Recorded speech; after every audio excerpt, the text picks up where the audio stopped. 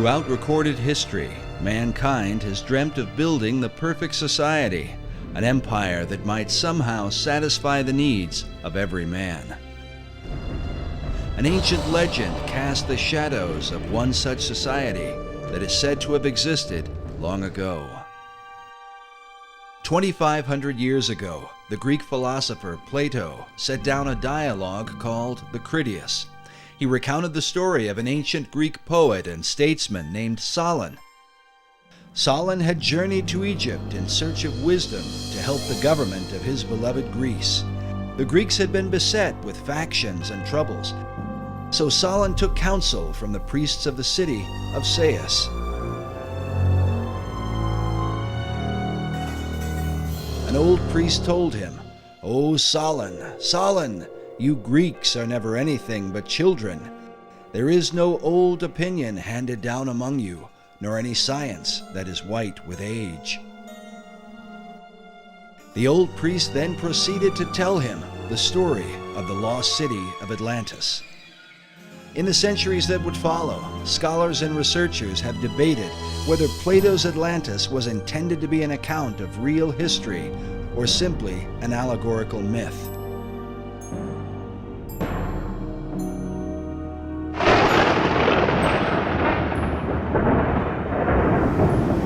Some even suggest that Atlantis was really the antediluvian world, the wicked society destroyed by the wrath of God in the great flood of Noah. In the 20th century, Plato's account was further supported by Masonic philosopher Manly P. Hall. Hall claimed that Atlantis had once been a vast and mighty empire that extended to the whole world, a philosophic commonwealth of nations that one day was destined to be rebuilt. But who would rebuild it? And exactly who was Manly P. Hall? Manly P. Hall was probably the most highly esteemed occultist and Freemason of the 20th century.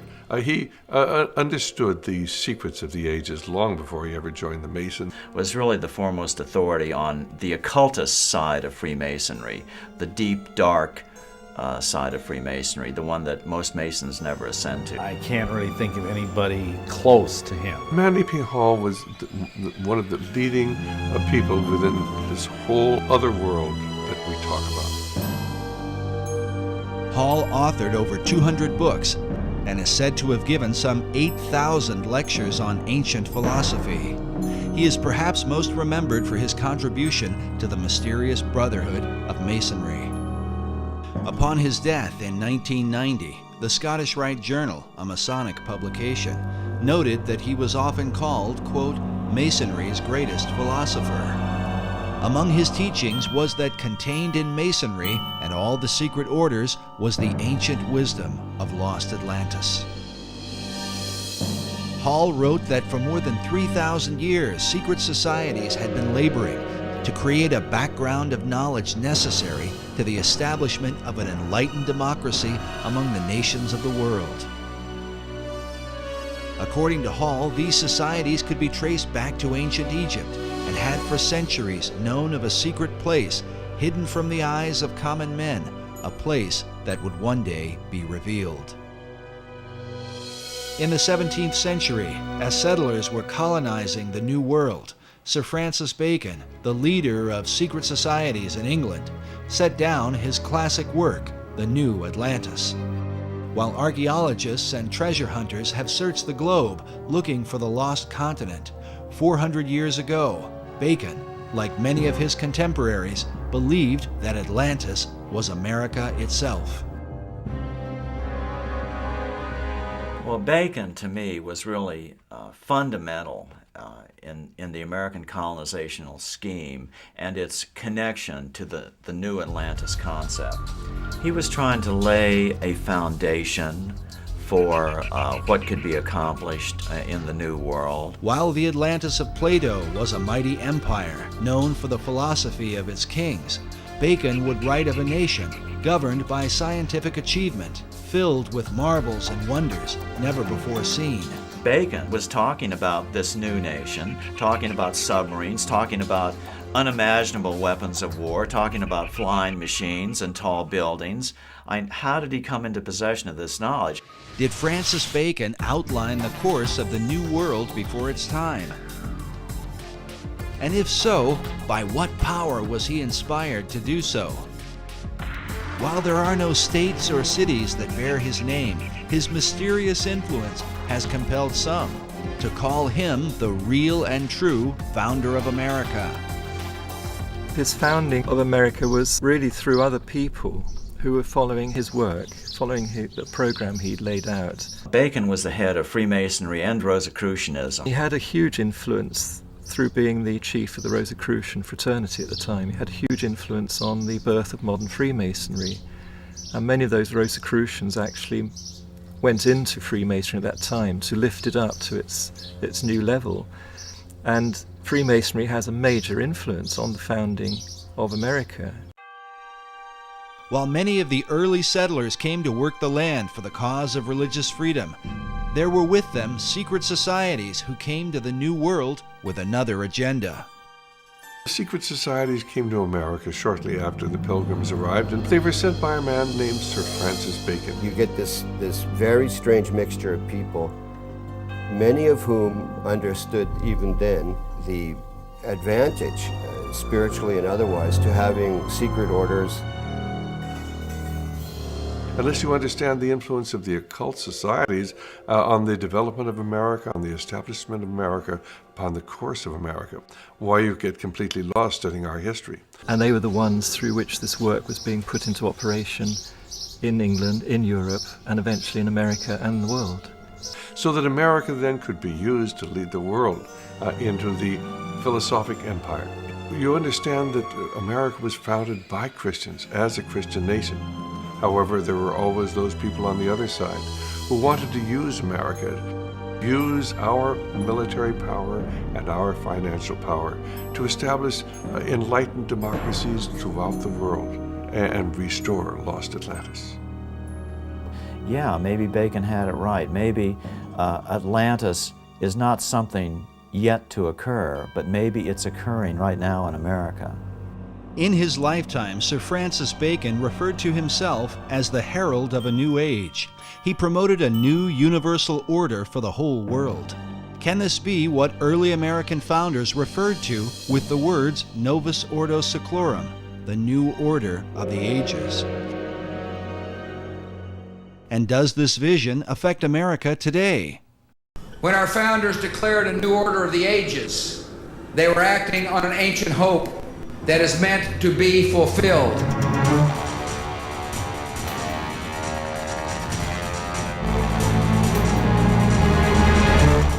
As America marches forward, spreading democracy throughout the globe, is she merely promoting freedom or fulfilling an ancient plan?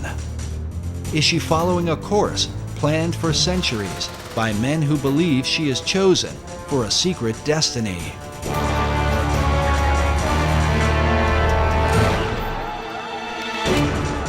To understand the present and possibly the future, we look into the past as we unfold the secret mysteries of America's beginnings. Can America be the new Atlantis?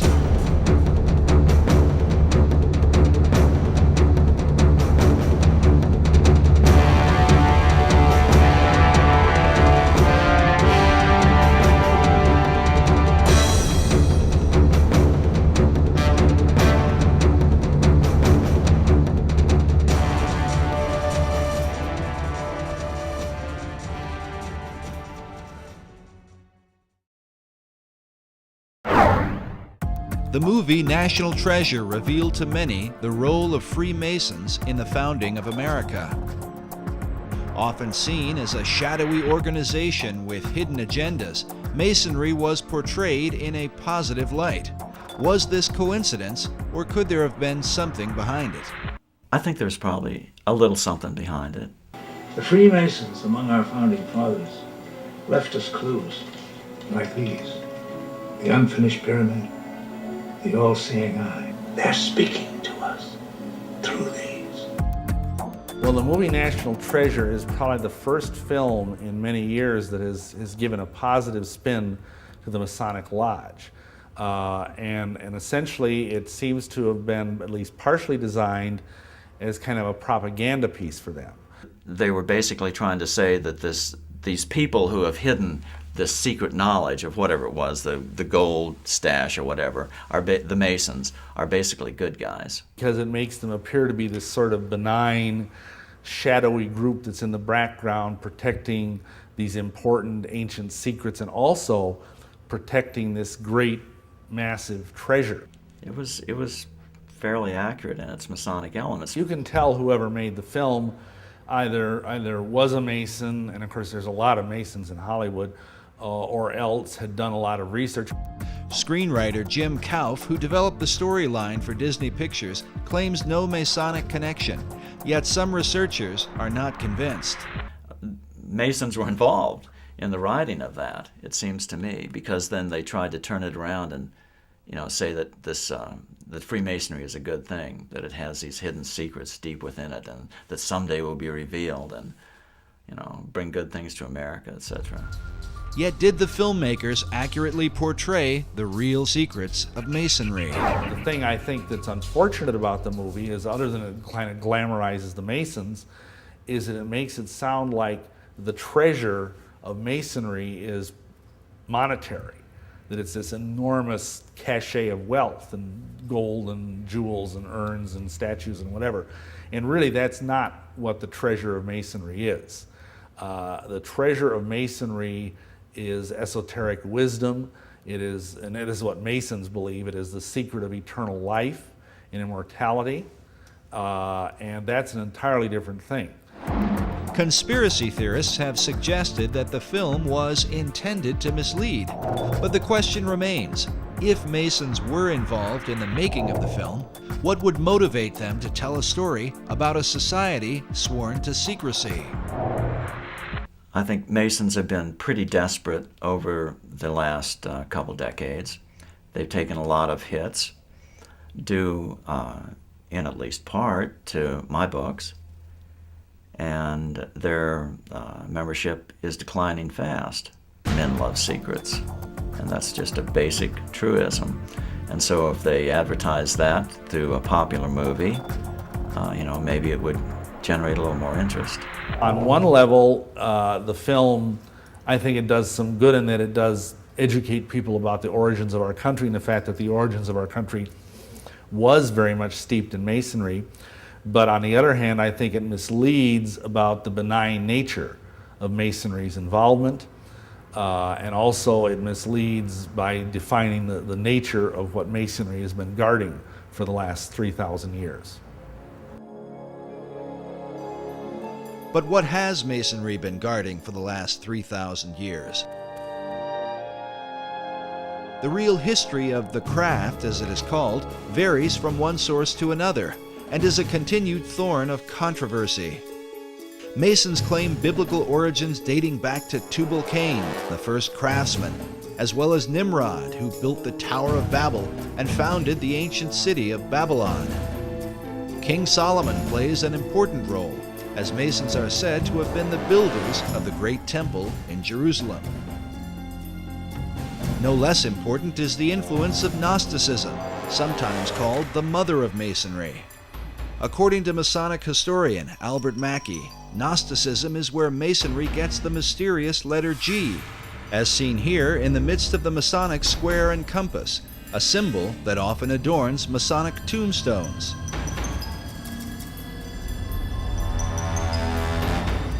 Known for rejecting the biblical Gospels, the Gnostics claim to be the real Christians, an issue the apostles spoke vehemently against in the New Testament.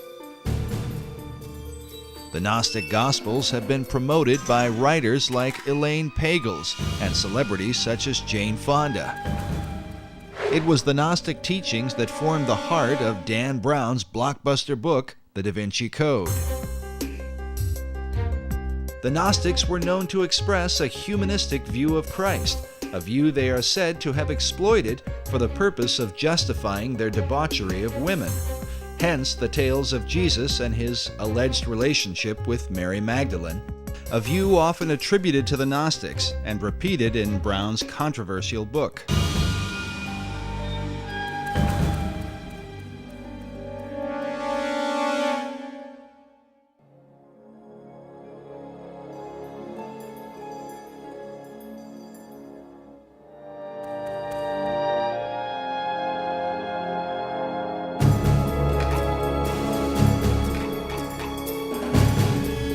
but Masonry's most popular debates, especially with films like National Treasure, and books such as The Da Vinci Code, Born in Blood, and Holy Blood, Holy Grail, seem to involve the mysterious Knights Templar, whose connection to Freemasonry is often seen at the Rosslyn Chapel in Scotland's capital city of Edinburgh. A place that not only reveals much about the Templars and Masonry, but within may be secrets to the founding of the New World. But whatever the connection or controversy, most Masons trace their craft back to the mysteries of ancient Egypt. Egypt is like pretty much the proximate fountainhead of all esoteric mystery teaching. After the example of the Egyptian craftsmen, the Masons carved their own imagery in the great structures of Europe. Secret signs and symbols were embedded into their work, the meaning of which was to be hidden from outsiders. These were the craft masons who actually built the temples.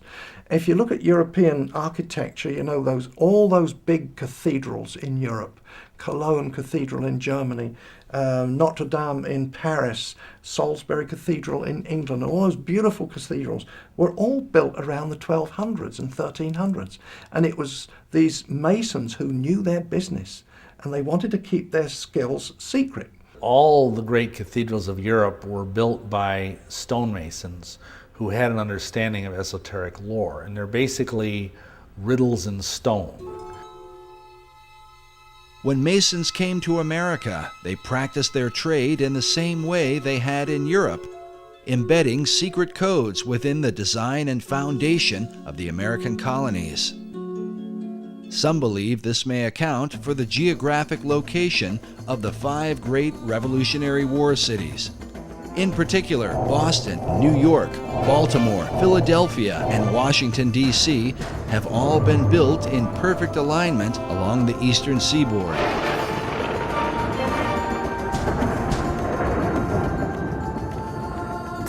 Researcher Jim Allison believes this alignment may be a part of something greater.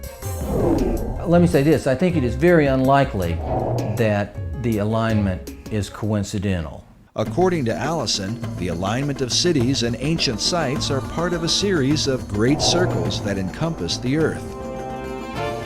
These circles are supposedly like lines of power upon which significant sites are built. The simplest example, the most obvious example of a great circle, though, is the equator, because it runs around the center of the earth. It runs due east-west. Meridians of longitude, which run due north-south through the north and south poles, if you extend it all the way around, those are also great circles because they run through the center of the earth. Allison claims that mystical sites like the pyramids, Easter Island, the Mayan and Aztec cities are all built upon these great circles.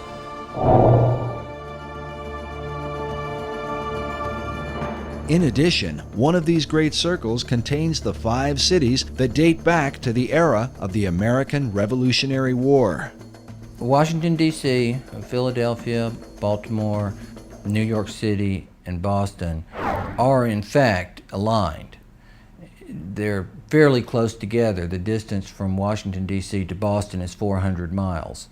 And as a result of that, you can see the alignment just on a flat map, because the curvature of the earth is not so much over that distance to distort it. But on a three-dimensional map, it's even clearer. But is this just a curious coincidence, or could there be some hidden meaning behind it?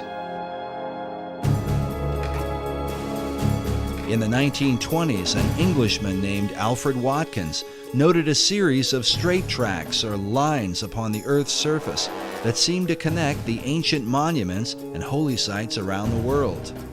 What he found was that in a number of cases, a number of these monuments were aligned in dead straight lines that extended from a few miles to, in some cases, many miles. He coined the term ley lines to describe and to explain these alignments. Watkins believed that there are some type of grid lines that run through the earth, of lines of energy or magnetism or electromagnetism or some other kind of attraction over the earth. And that's what he described as ley lines. Watkins believed that the builders of these sites were aware of these lines that ran through the earth and that they intentionally built these monuments on these lines. While Watkins' findings were not openly received by all, his views have been most often embraced by members of the esoteric community. In the occult, there's this concept of ley lines, L-E-Y, which are lines of force that some people say are like the acupuncture points of the earth.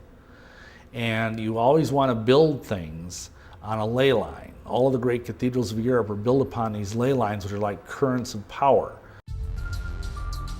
These currents of power are thought to have magical significance. Some believe they act as portals for spirits to travel to and from the ancient monuments that fall within these alignments. But the question remains, were such power lines important to the builders of early American cities? Were they aligned with a secret purpose in mind? It's very important where the pyramid of Khufu is built, the Great Pyramid. And it's very important where Stonehenge is built.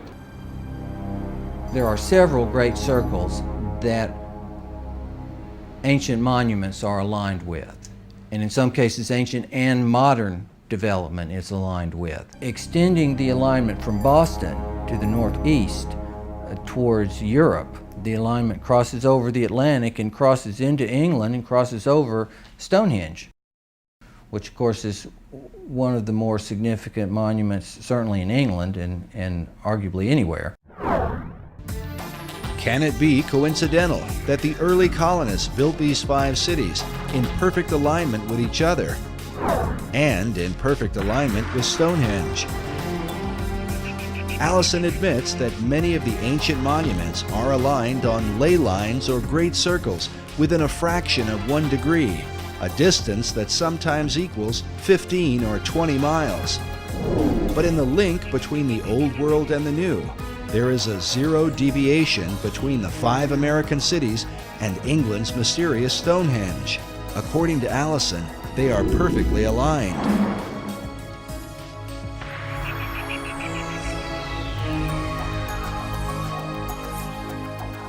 Can such a perfect alignment be unintentional, or the result of some natural attraction of ley lines in the earth?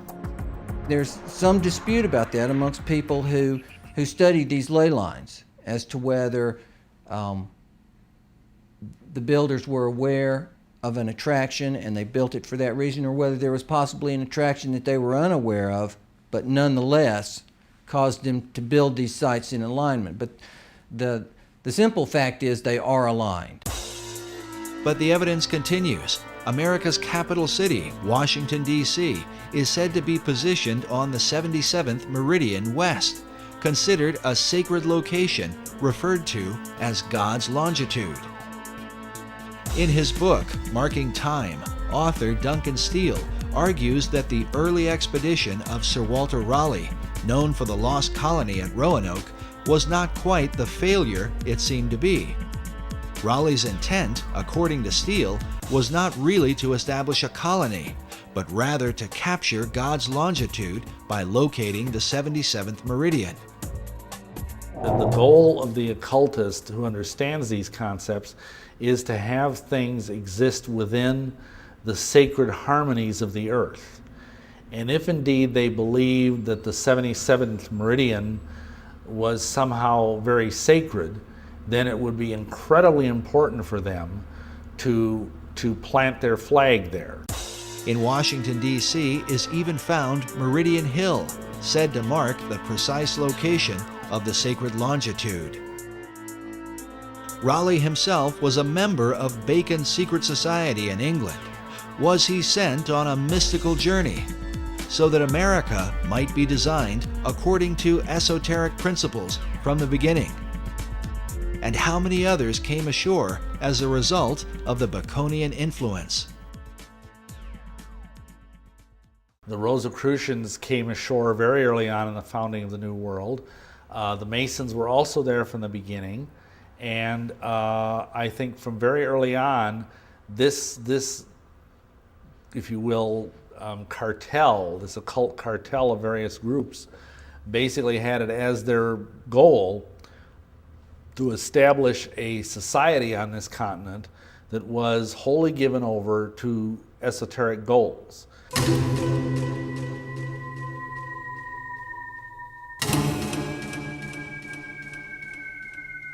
The Rosicrucian Order, with its modern headquarters in San Jose, California, has for centuries been linked to Freemasonry.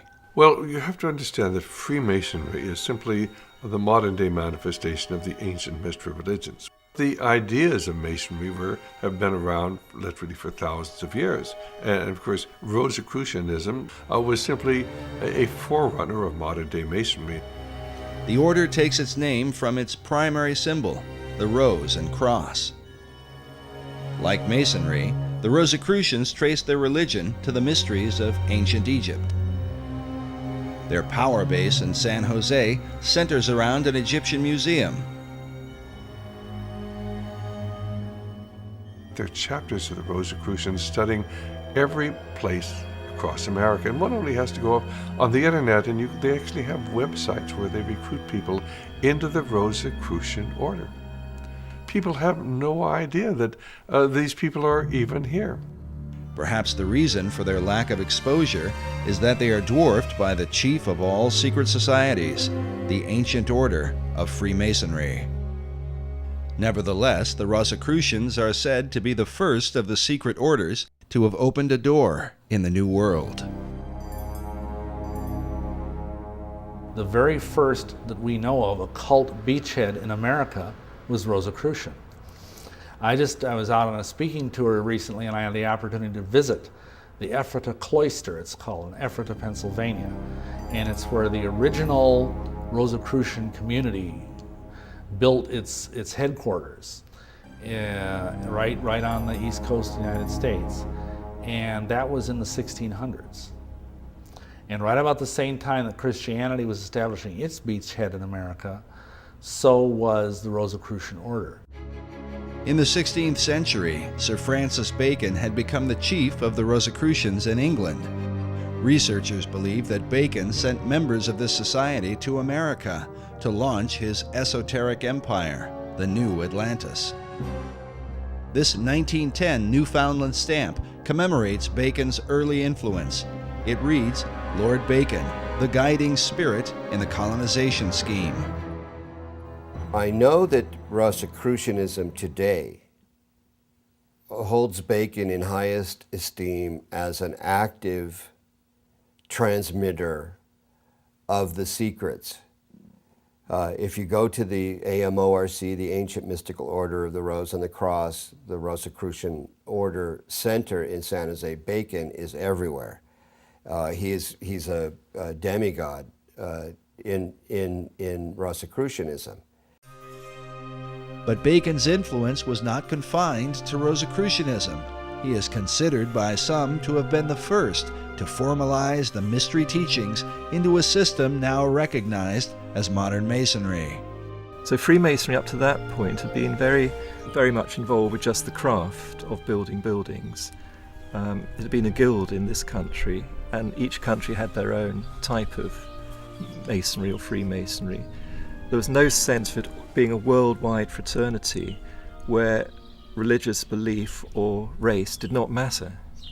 Before that, it had been very racial and very religious, but Bacon turned it into a truly international society. This international society would also come to the New World.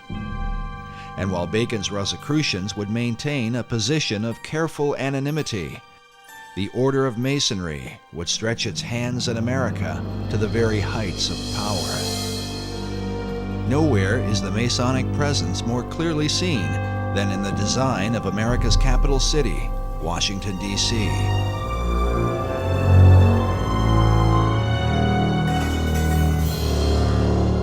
yes, Washington, D.C. is completely based on Masonic architecture. The whole architecture is laid out in an occult manner with Masonic symbology. Every major building in Washington, D.C. has a Masonic plaque on it. I mean, the Masons have permeated, and the other secret societies have permeated our society since the very beginning. In his book, The Secret Architecture of Our Nation's Capital, author David Oveson confirms the esoteric influence of Masonry in the design and building of Washington, D.C. Oveson reveals the occult ceremonies surrounding the laying of the city's cornerstone, a ritual that involved the father of the nation, George Washington. 200 years later, in a ceremony commemorating this event, Senator Strom Thurmond, himself a 33rd degree Mason, is pictured alongside the cornerstone upon which is carved a Masonic square and compass. If you either look at the map of Washington, D.C. or try and drive in Washington, D.C., you think it must have been designed by a nutcase. But actually it was designed by a Freemason, a French Freemason named L'Enfant. I think Pierre Charles L'Enfant was his name. And it's full of esoteric symbolism. Oveson writes that, like the pyramids of Egypt, the entire city was built in alignment with the stars, and suggests that the hidden purpose for the Masonic rituals is that America might be empowered by the gods of the ancient world. Can this be the reason for the pagan god and goddess images that have come to represent America? Tradition often claims that America was founded as a Christian nation only. But if this is the case, why are its symbols those of the pagan religions rather than images of Christ, the apostles, and stories from the Bible? Well, I think that this is where the great confusion comes in. America was founded as a Christian nation, but it was also founded as an occult nation. And there have always been two parallel forces here in America. One the Christian, one the occult, dating back into the 1600s. And until you understand that, you can't understand anything going on in the world today. The conflict between Christianity and the occult has compelled some to reject entirely the influence of God in early America. In February of 2005, CBSNews.com posted an article titled Our Godless Constitution. In it, author Brooke Allen wrote that our nation was not founded on Christian principles, but on Enlightenment ones. God only entered the picture as a very minor player, and Jesus Christ was conspicuously absent. A chief issue of debate are the very symbols that define the United States. Where did they come from, and what or who exactly do they represent? For many, the answers lie in the secret societies. I mean, you can see their influence on the back of the Great Seal of the United States, where in 1782 they put on a pyramid capped by an all-seeing eye with the slogan beneath, Novus Ordo Seclorum, the new secular order of the world. That was in 1782. It was put on the back of the Great Seal of the United States, hidden there until about 1935, when it was taken off the back of the Great Seal of the United States and put on the back of the American dollar bill, where it is today, symbolizing the influence of the secret societies on America. And you know, there are some of our Christian ministries that want to tell you that a cult symbol is a Christian symbol. It just goes to show how effectively the Christians have been misled, and they've been misled intentionally by people who've infiltrated the Christian movement and have told them, oh, this is a Christian symbol. Well, where in Christian symbology do you come up with a pyramid? Where in Christian symbology do you come up with a glorified eye? This is all the symbology that everybody who's involved with the occult understands. The glorified or all-seeing eye is known as the Eye of Horus, one of the most important gods of the Egyptian mysteries. Other pagan icons include the Washington Monument, an obelisk normally dedicated to the Egyptian sun god. Meanwhile, the idea for the Statue of Liberty was taken from the Colossus of Rhodes, one of the 7 wonders of the ancient world, and combined with the imagery of the goddess of ancient Babylon, Queen Semiramis. But what do these esoteric elements tell us about the founding fathers of America? Who were they, and what was the light by which they saw the world and themselves in it? The majority of the people who were in founding fathers were either deists, or else they were free thinkers, or they were Rosicrucians, or they were Masons, or they were all of the above. But the issue is not black and white. Researchers are careful to point out the God-fearing nature of early Americans. If we take the founding of America as the time when the Puritans came over, if that's the time that was taken, and the landing of the Pilgrims, you remember, and that date there, if that was taken as the founding of America, there was no question. These are solid Christians, out, and they were looking for freedom. They did not want to be persecuted by either the church in England, which was the Anglican Church, so the Puritans would have been persecuted as dissenters.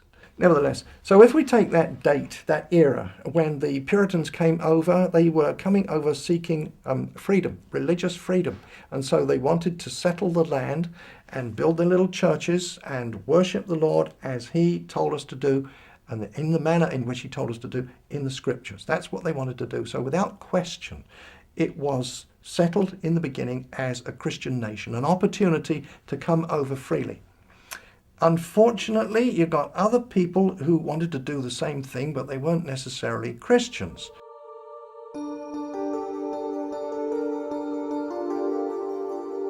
By far, the chief source of contention is the involvement of the Founding Fathers with secret societies, namely Freemasonry. Certainly at the time when the Declaration of Independence was signed, many of these people were involved in Masonry, no question at all about it. But it wasn't because they were dedicated to the esoteric principles of Masonry. Many of these people were strong Christians. In America, initially, the men that were elected, I believe 90% of them were all God-fearing men.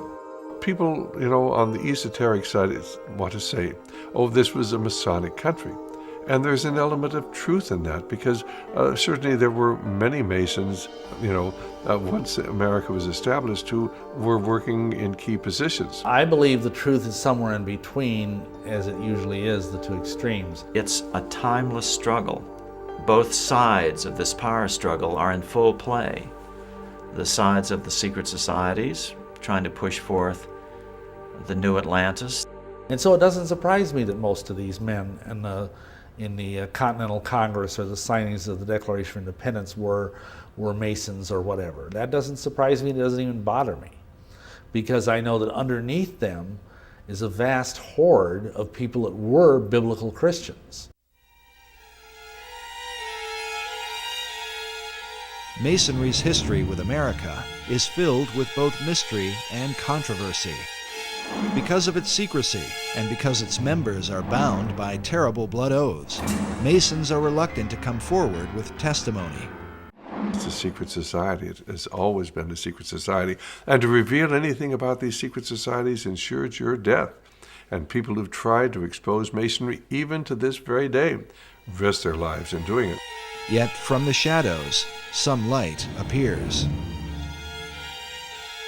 When you actually go into Masonry in the first 3 degrees, why, if you promise that if you are ever reveal any of the secrets of Masonry in the first degree, why you'll have your tongue cut out, and you'll be buried in the sands of the sea up to the level of your neck at the level of low tide. And at the 2nd degree, I believe they cut out your heart, and the 3rd degree, they're going to cut out your entrails and burn them.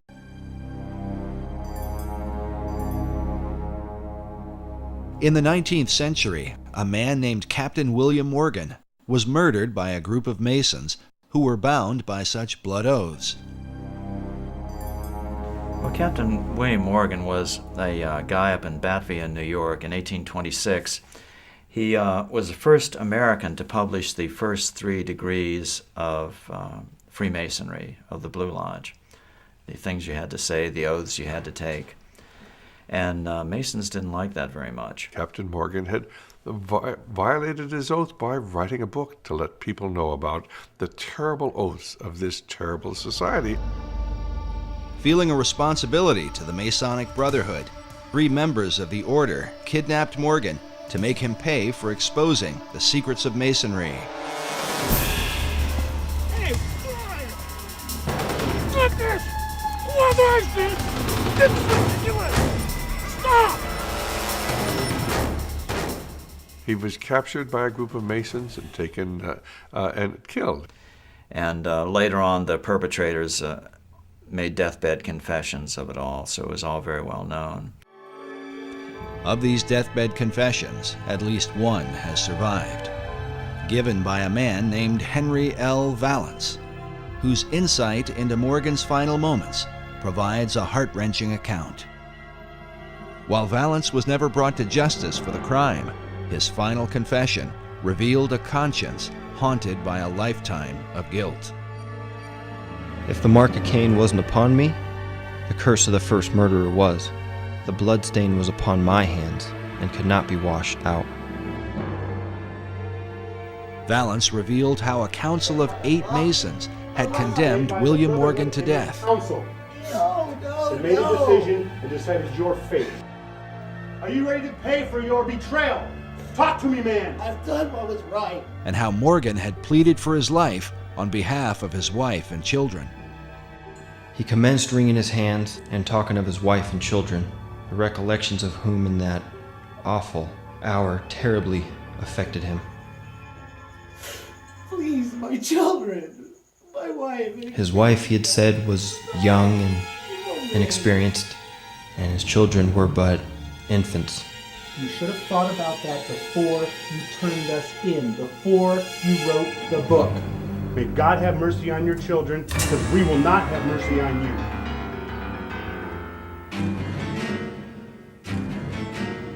Despite Morgan's plea for mercy, Valance and his fellow Masons were determined to carry out their grim task. They gave Morgan time alone to prepare himself to die. How Morgan passed that time, said Valance, he could not tell, for everything was quiet as a tomb within.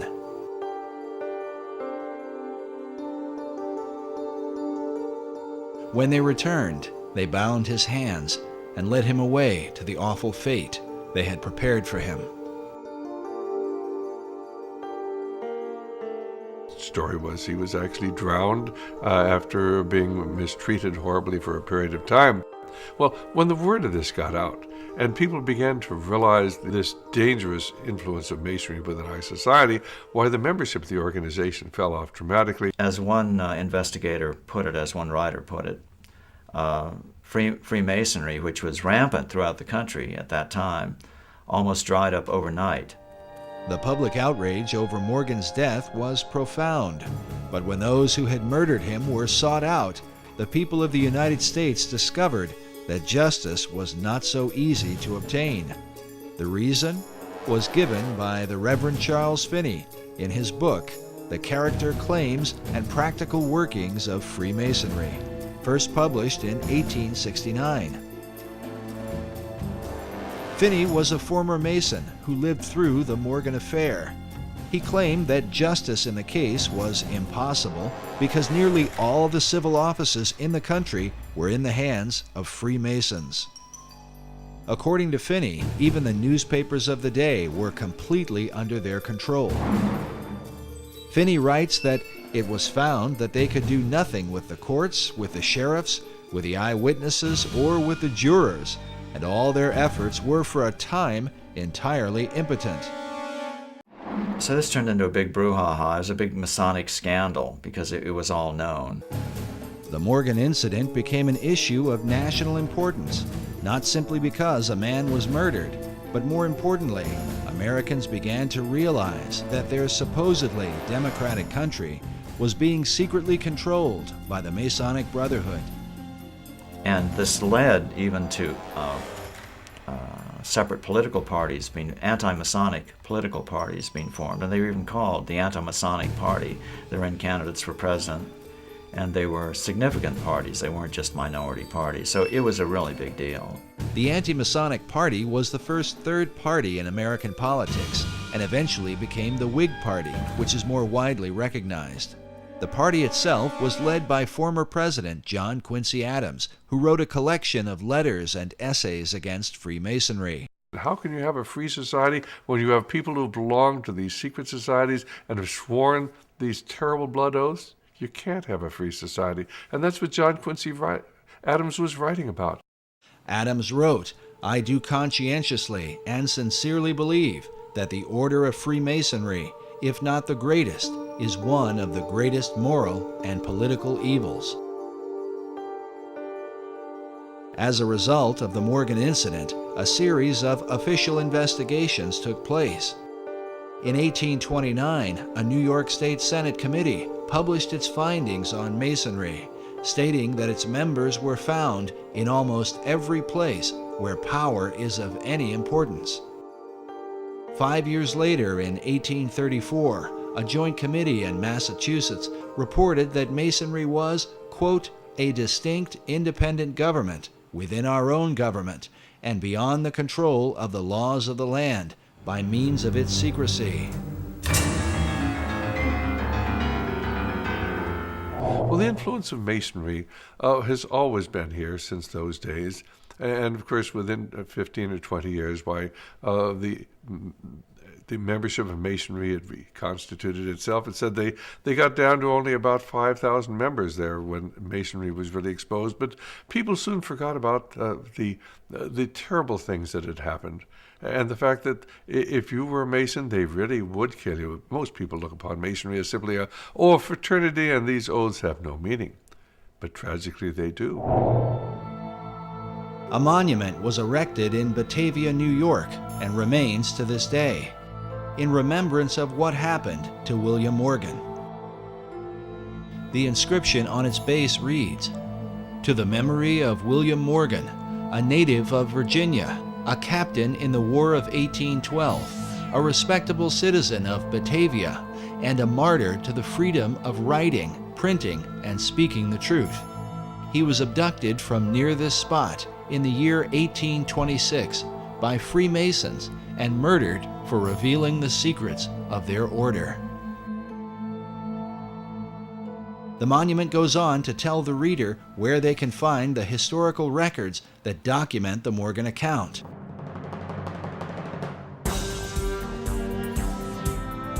Why would the citizens of Batavia have gone to this length? Crimes are committed every day, and people sometimes murdered. Why draw attention to William Morgan? Did they desire to warn future generations? Was it because the people of that time recognized, as Charles Finney asserts in his book, that America was being controlled by Masons from behind the scenes? But for what cause? For greed, power? Or is the answer most likely found in the great Atlantean plan? In order to bring forth the destiny of America and lead mankind into the vision of Plato and Sir Francis Bacon, the secret societies would have to control the new world, and in time, subdue the old.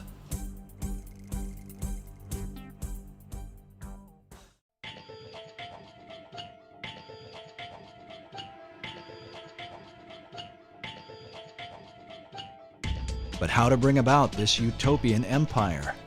In his writings, Sir Francis Bacon called for a universal reformation of the whole wide world. To bring about this reform, some believe the secret societies launched a world revolution. People do not understand that our revolution was the first in a series of revolutions that began in 1776 and extended right up until the Cuban Revolution in 1959 when Fidel Castro came to power. And this is a series of revolutions to transform the world. While most Americans did not fight the War of Independence for the cause of global revolution, it is undeniable that secret societies played an important role and that many of America's founders were Freemasons. Many of them were Masons, but they were into Masonry because, of course, this was the only way that they could protect themselves. This was the only way they could keep from being found out. So they were plotting a revolution. They had to have a means of maintaining their secrecy. I think Masonry was in fact used as a built-in network, a secret network in which to foment the American Revolution. They didn't have to put a network together, it was already there. All they had to do was sort of ride on the back of Freemasonry to make the American Revolution work. And work it did with the help of Masonic ingenuity, beginning with the kickoff event, the Boston Tea Party.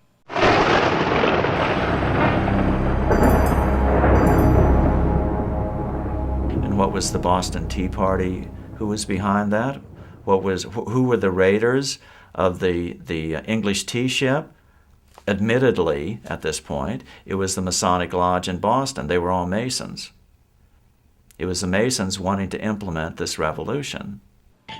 The leader of the men who dressed up like Indians and threw the tea into Boston Harbor was the legendary Paul Revere, whose famous ride would alert Americans that the British were coming.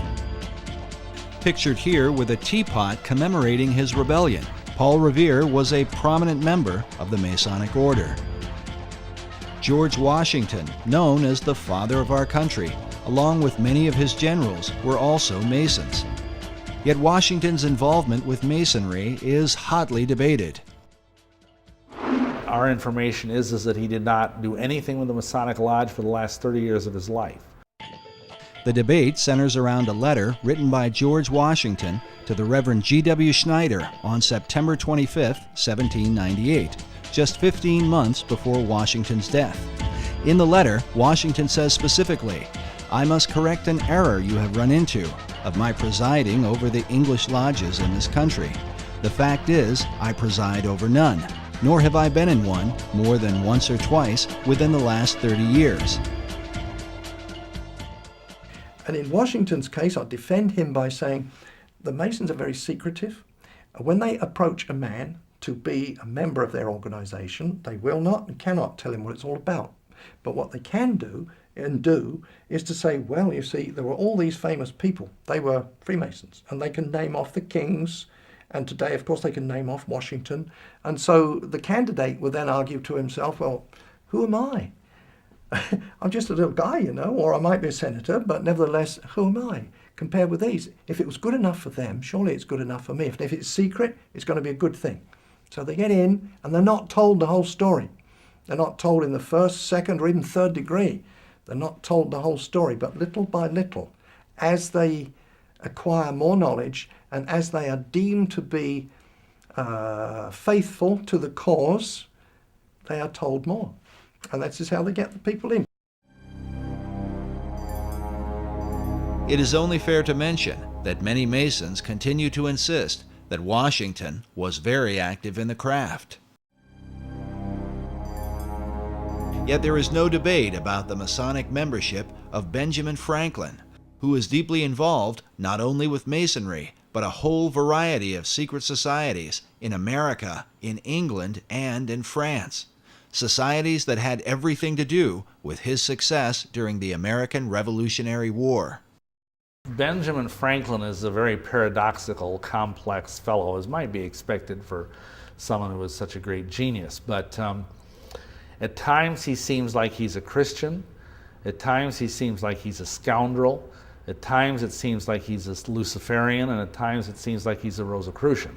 He was a strange character, Benjamin Franklin, a sort of a shuttle diplomat between Philadelphia and Paris and London, England. He was, of course, an ambassador in Europe, and when he was over in Europe, he became a member of a group called the Hellfire Club, which was a kind of pseudo-satanic organization in 1700s. It was founded by an English nobleman named Francis Dashwood, and it basically existed as a place where men could gather and have orgies and worship the devil and basically get loaded and do whatever they wanted, under the guise of it being a satanic society. The Hellfire Club was a part of the so-called gentlemen's clubs of 17th and 18th century England. While the debauched behavior of these groups was initially tolerated, once they began to dabble in satanic rituals, they were forced to go underground, literally. Hellfire Club, as a matter of fact, I used to live quite near that place. It's on the west side of London at a place called West Wickham. It's a hill. It's a chalk hill, now of course covered in grass, and on the top of that chalk hill is a church. On the top of the church there's a golden ball. There's a cross on top of that. Now that's a Christian church, but inside the hill is a cave. Often those chalk hills, they do have caves inside them. It's the way they're formed. And in the cave there, they would gather together. Now, I don't say that it was the church, the occupants of the church that gathered there, but whether they knew it or not, the Hellfire Club would hold their meetings once a month underneath the church.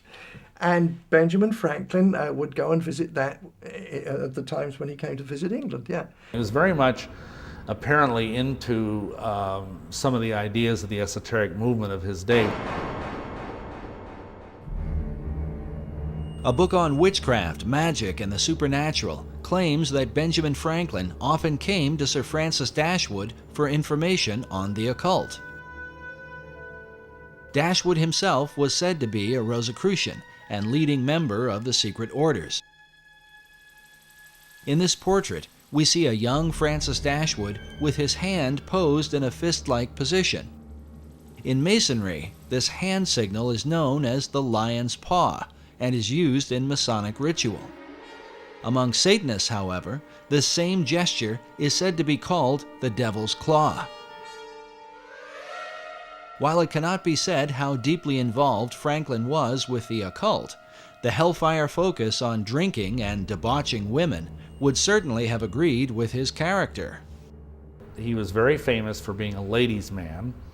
He was very much a playboy, which of course would be contrary to being a devout Christian. The Hellfire Club had great disdain for Christianity. In fact, they did not call themselves Hellfire, but rather the monks of Medmenham Abbey. Such parody was the influence of a French priest named François Rabelais, condemned as a heretic for writing a series of perverse comedies called Gargantua and Pantagruel. In them, Rabelais mocked religion, glorified immorality, and defended man's right to pursue without restraint the desires of his own will. Adopting his philosophy, the Hellfire motto was, "Do what thou wilt shall be the whole of the law." Could this have been what attracted Franklin to the group? An opportunity to escape the puritanical tendencies of America, while in England to pursue lusty desires that would have been openly condemned by his fellow countrymen, at least at that time. But more than a century later, the Hellfire motto would be adopted by British occultist Aleister Crowley, who was often called the wickedest man in the world. Like Francis Dashwood and the Hellfire members, Crowley took part in satanic rituals, most famously at his Abbey Thelema in Sicily, a name taken from François Rabelais' anti-Christian parodies. Crowley's hatred for Christianity was so intense he often referred to himself as the Beast of the Apocalypse from the Book of Revelation. He was a Freemason and a Rosicrucian who made Do What Thou Wilt famous through the 20th century, with followers like L. Ron Hubbard, the founder of Scientology, Harvard professor and drug guru Timothy Leary, and even Beatles founder John Lennon. Crowley is often credited with sparking the 1960s cultural revolution, the do-your-own-thing mentality dedicated to sex, drugs, and rock and roll. What could be called the modern legacy of men like Franklin, Dashwood, and the Hellfire Club.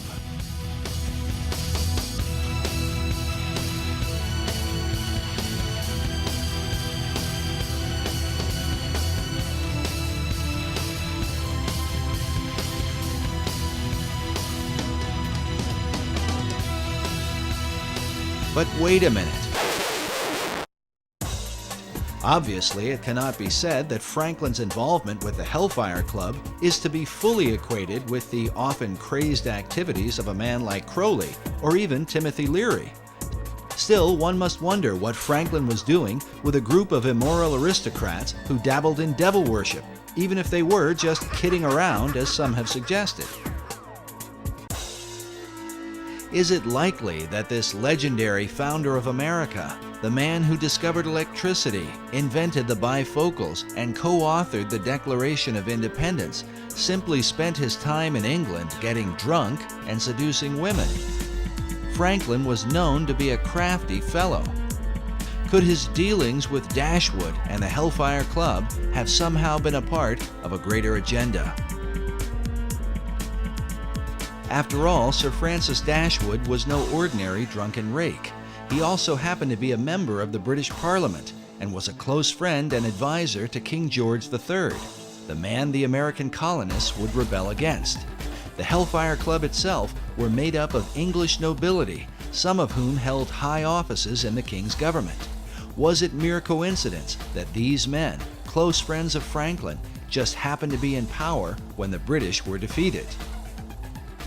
In his book, The Occult Conspiracy, author Michael Howard chronicles how Benjamin Franklin came to England in 1758 to discuss the future of the American colonies with Sir Francis Dashwood. Meanwhile, British historian Richard Deacon, in his History of the British Secret Service, claims that Dashwood's Hellfire Club functioned as a center of English espionage. Because of Franklin's many clandestine activities, some involving a British double agent named Edward Bancroft, Deacon and fellow historian Professor Cecil B. Curry speculate that Ben Franklin may have been a covert spy for the British government, known either as Number 72 or with the code name Moses. But was Franklin working for the British?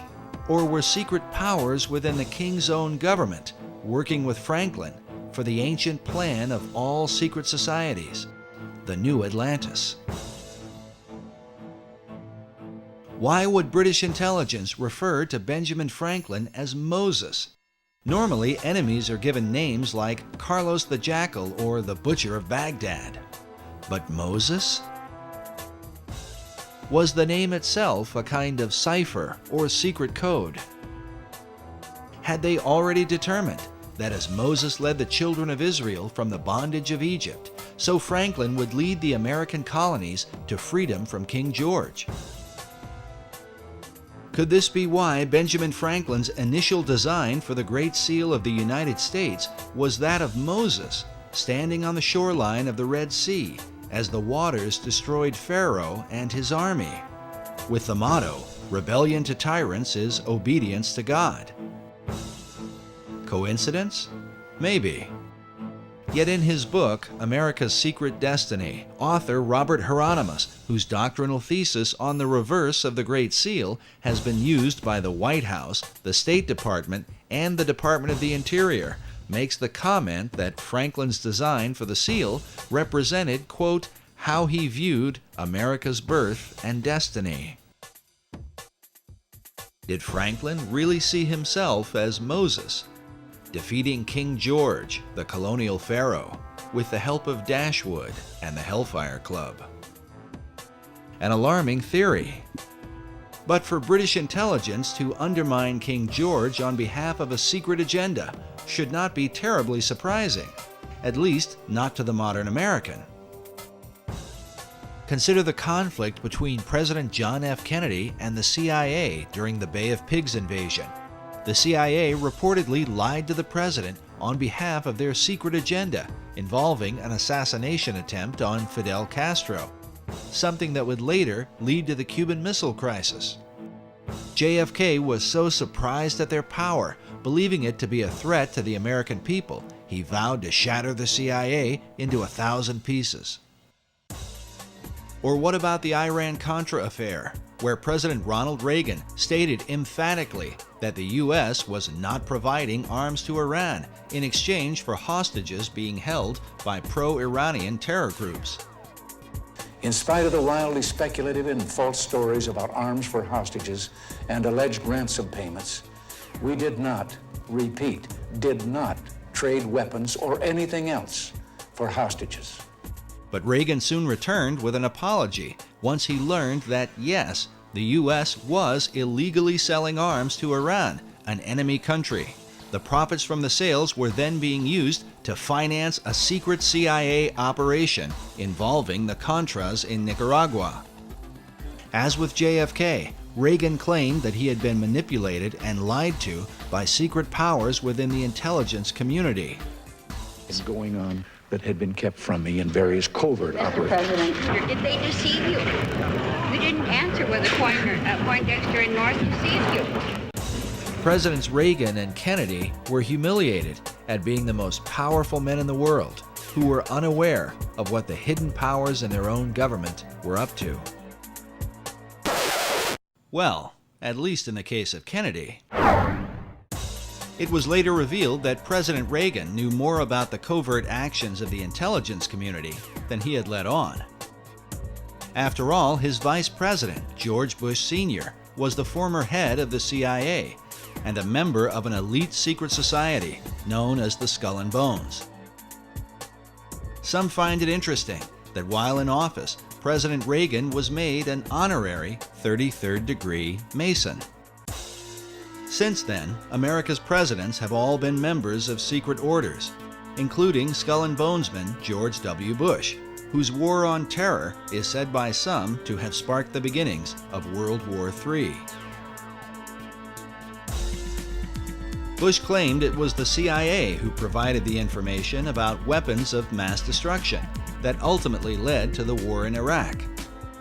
As of the making of this documentary, that information has turned out to be false.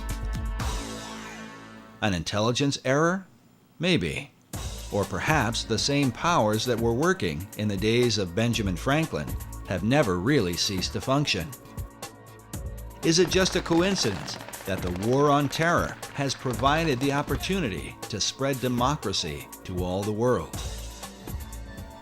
And this is what people don't understand, as our president talks about how we want to bring democracy to all these countries of the world. Well, why doesn't he want to bring a republic to these countries? We were a republic. We were never a democracy.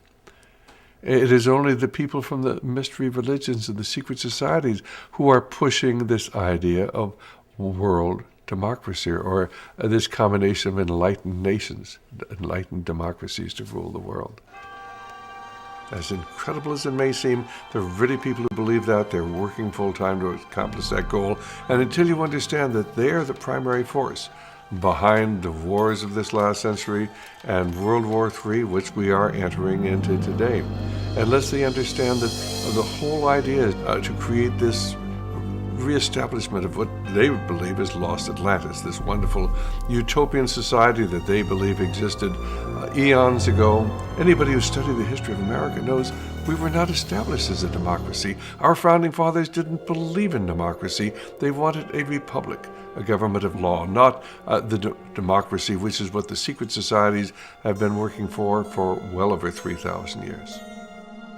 Could this be the secret behind what's happening in the world today? And was this the underlying motive in the war for American independence? To wrestle the new world from the power of the old, that it might in time be used to bring forth the great Atlantean plan, envisioned by Sir Francis Bacon. Benjamin Franklin certainly knew the works of Francis Bacon and all the ethics and things that he was trying to establish. Bacon was a man that Benjamin Franklin had much in common with. Both men were the leading scientists of their time. Both men were involved in printing, and both men published works that helped to transform the people of their generation. Both men developed their own system of ciphers and secret codes, which they used for intelligence purposes during wartime. And both men were deeply involved in the Masonic and Rosicrucian movements of their day.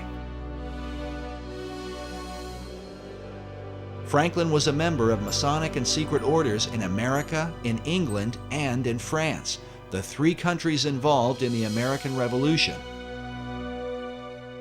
But some researchers argue that his influence in France truly demonstrates his loyalty to a plan that looked beyond America, to a global revolution. He was the master of the Lodge of the Nine Sisters, Neuchoir, the Lodge of the Nine Sisters right in Paris, and that's where the revolution started, incidentally. So he was lodge master there every time he visited the place. He, as so many young people, very intelligent people, really believed that man could create a better society without being totally reliant upon God. And of course, we know that eventually he went to France, and when he was in France as the American ambassador to France, he was instrumental in pushing these ideas that led to the French Revolution. Franklin went to France to convince King Louis XVI to finance the American Revolution. But in the process, Franklin was preaching radical ideas that would later on inspire the French to overthrow Louis, the very monarch who had helped to pay for the founding of America. Americans desperately needed money to fight the War of Independence because, according to Franklin, England had ruined their economy to keep America from becoming too prosperous.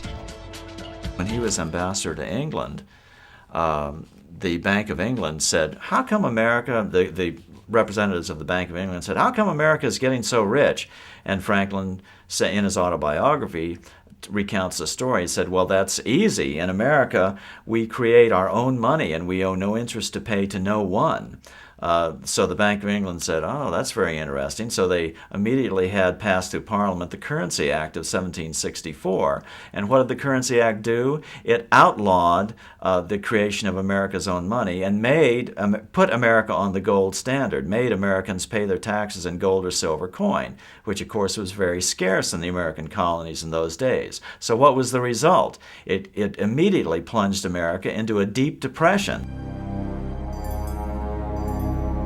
Franklin says that this depression, and everyone in America was well aware of what the depression, who caused the depression, why it was caused, just because England outlawed America just simply printing its own money, and that it was this Currency Act of 1764 that was really the root cause of the American Revolution, because it caused so much unemployment and a terrible economic upheaval.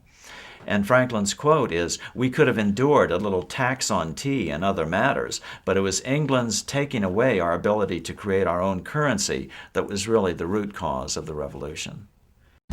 And so King Louis supported the American cause through financial aid and the use of troops.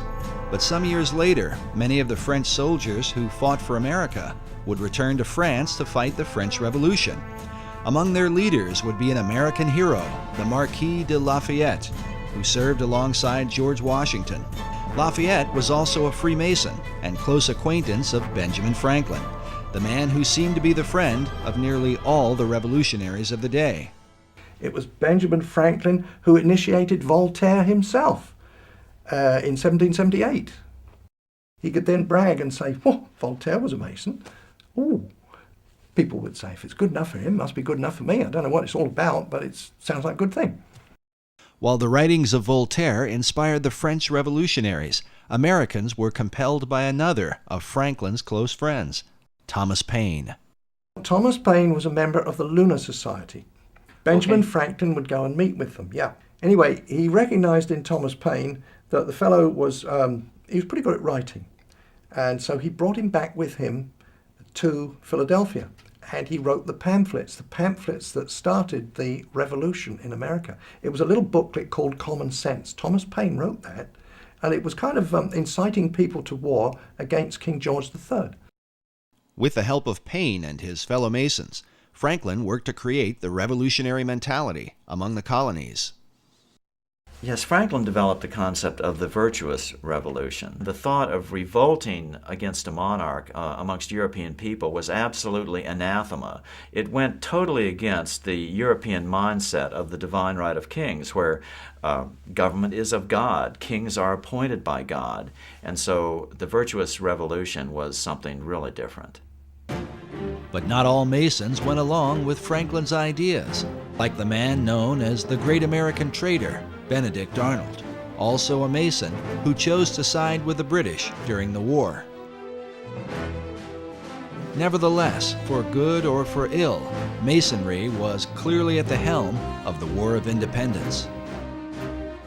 It seems ironic, however, that American Masonry today owes its allegiance to the very country it rebelled against. Modern Masons trace their official beginning to the United Grand Lodge of England, founded in 1717. The official start of modern Masonry is in 1717 in the Apple Tree Tavern in London, where the first Grand Lodge of England was convened.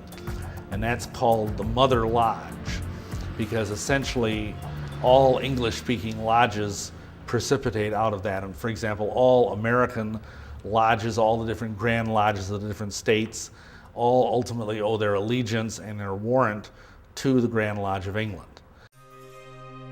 Yet prior to the formation of the Grand Lodge, the seeds of modern Masonry had already been sown through the work of Francis Bacon.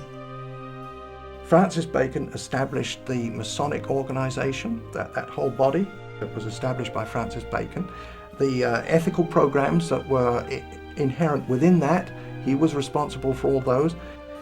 His philosophy, his ethics, his literature that he was responsible for would certainly be known to Benjamin Franklin.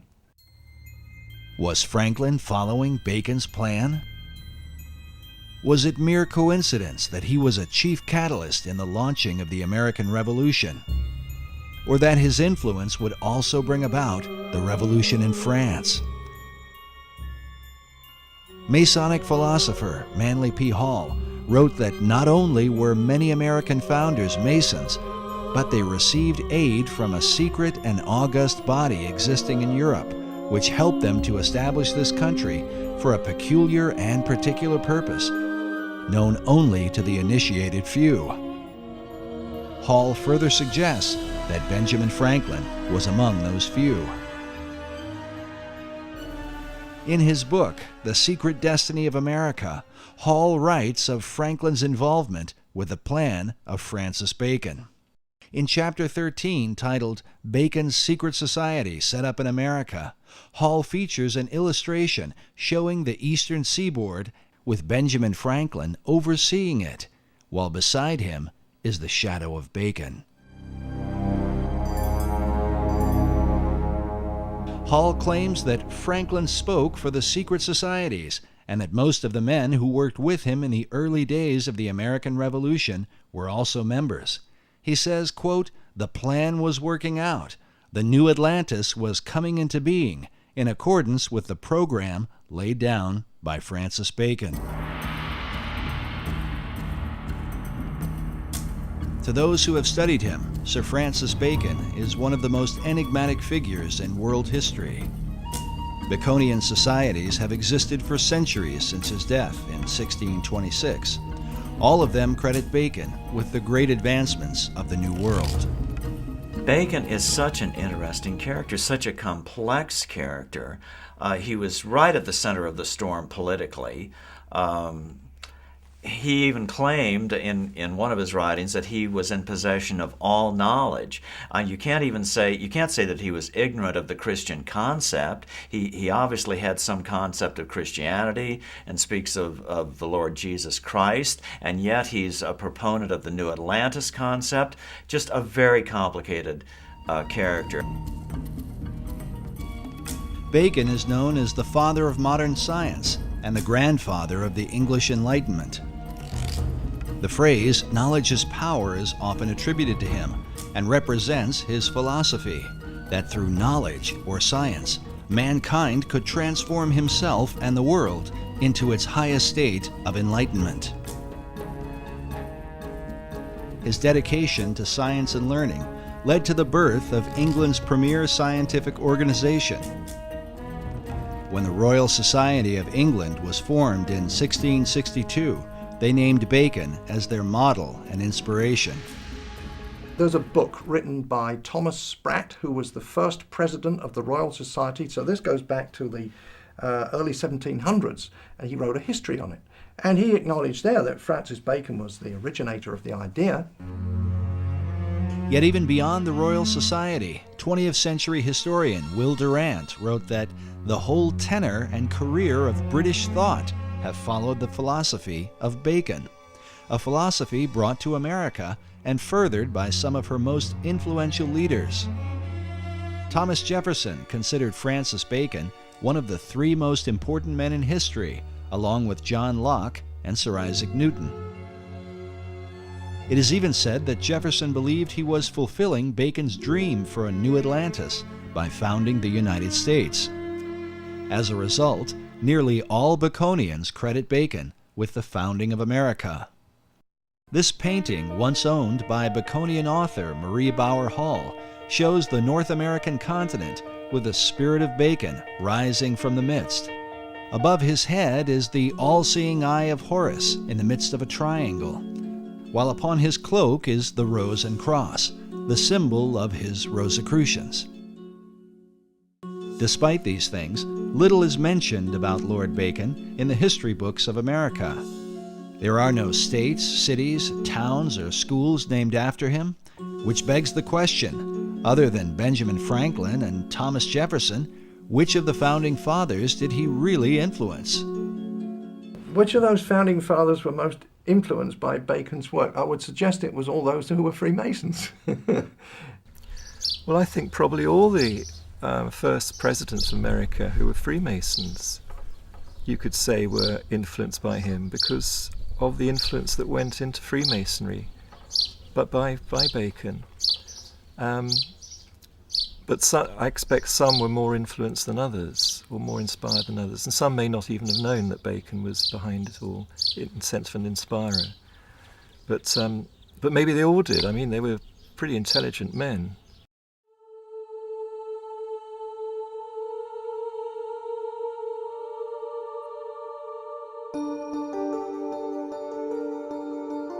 Bacon is considered by some to be the first Grand Master of modern Freemasonry. While the craft would not be officially established until after his death, it was Bacon who mapped out the plan for the ultimate aim of Masonry and all secret societies, the establishment of a new Atlantis. Peter Dawkins is the founder and president of the Francis Bacon Research Trust in England. He has dedicated more than 33 years to the study of Bacon, having written some 14 books about him, with titles such as Building Paradise and Francis Bacon, Herald of the New Age.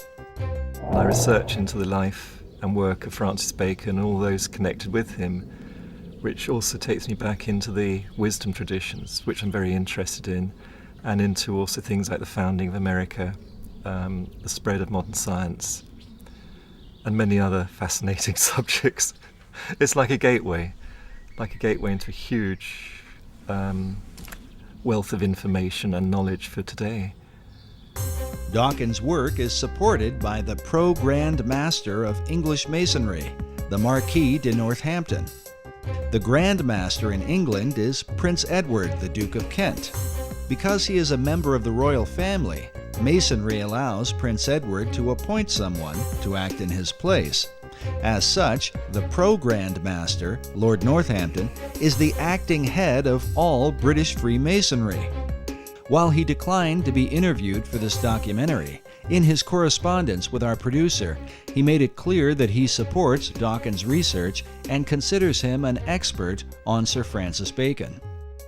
This is significant because the Northampton legacy dates back to the time of Bacon and Queen Elizabeth I.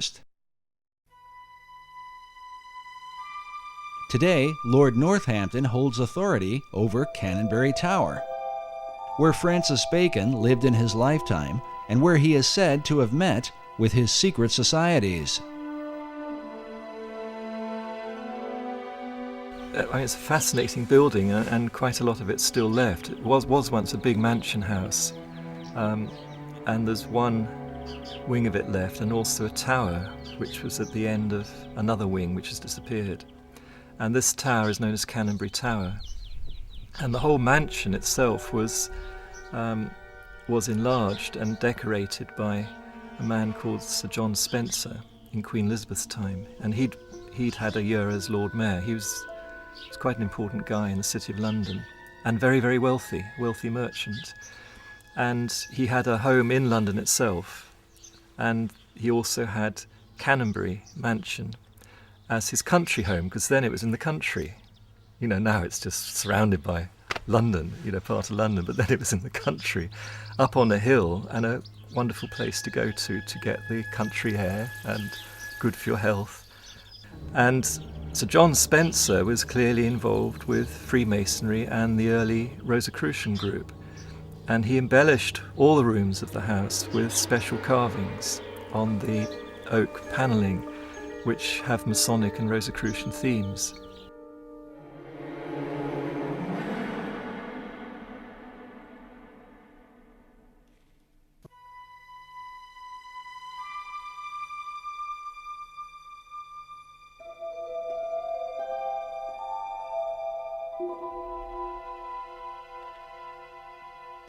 And particularly the fireplaces are done very, very carefully and specially.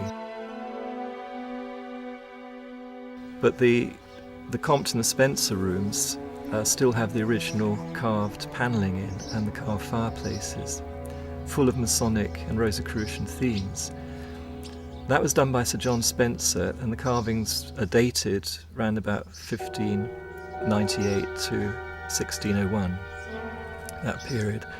Well, eventually the house was taken over by Francis Bacon when he was made Lord Keeper of the Great Seal and then Lord Chancellor, and he rented the house for the rest of his life. And it's during this time that what's called the Invisible College was founded, and many other things were done, and he's known to have carried out scientific experiments there. And it's quite clear too that the house was the perfect meeting place for his Rosicrucian group. You know, it was a headquarters outside London. It was private in those days. It could be well protected out of prying eyes. This labor of pursuing knowledge in secret represents Bacon's belief and method of working. In his New Atlantis, he wrote of a society that observed all things, but was known by no one. The symbolism of Bacon's home at Canonbury Tower, with all its mystery, supports the mystical view of the man, held by Dawkins himself. Well, using sort of Eastern terms, I'd say he was a master, but what in India they call a real master. But he was here in Europe, in the UK, or in England at that time, and he was just an extraordinary being. I actually think that he was the one that Paracelsus made the prophecy about, called Elias the Artist, referring to Elijah. And in tradition, Elijah is said to come again and again to prepare people for the coming of the Messiah, or coming of the Christ, which has many different interpretations. And Bacon himself called himself the herald of the New Age, which is the title of Elijah. The question posed by critics of Baconian theology is, what Christ did Bacon come to herald? Was it the Christ of the Bible, or the Christ of Masonry and the ancient mystery religion? In the ancient mysteries, a trinity is also recognized and is represented by a symbol that is little talked about, but one that some believe stands at the heart of all the Masonic tradition. It is known as the 47th proposition of Euclid, or the Pythagorean theorem. Manly P. Hall illustrates and explains the occult symbolism of this theorem in his book, The Secret Teachings of All Ages. According to Hall, the right triangle represents this trinity. The perpendicular side symbolizes the masculine, or divine father, while the base represents the feminine, or divine mother.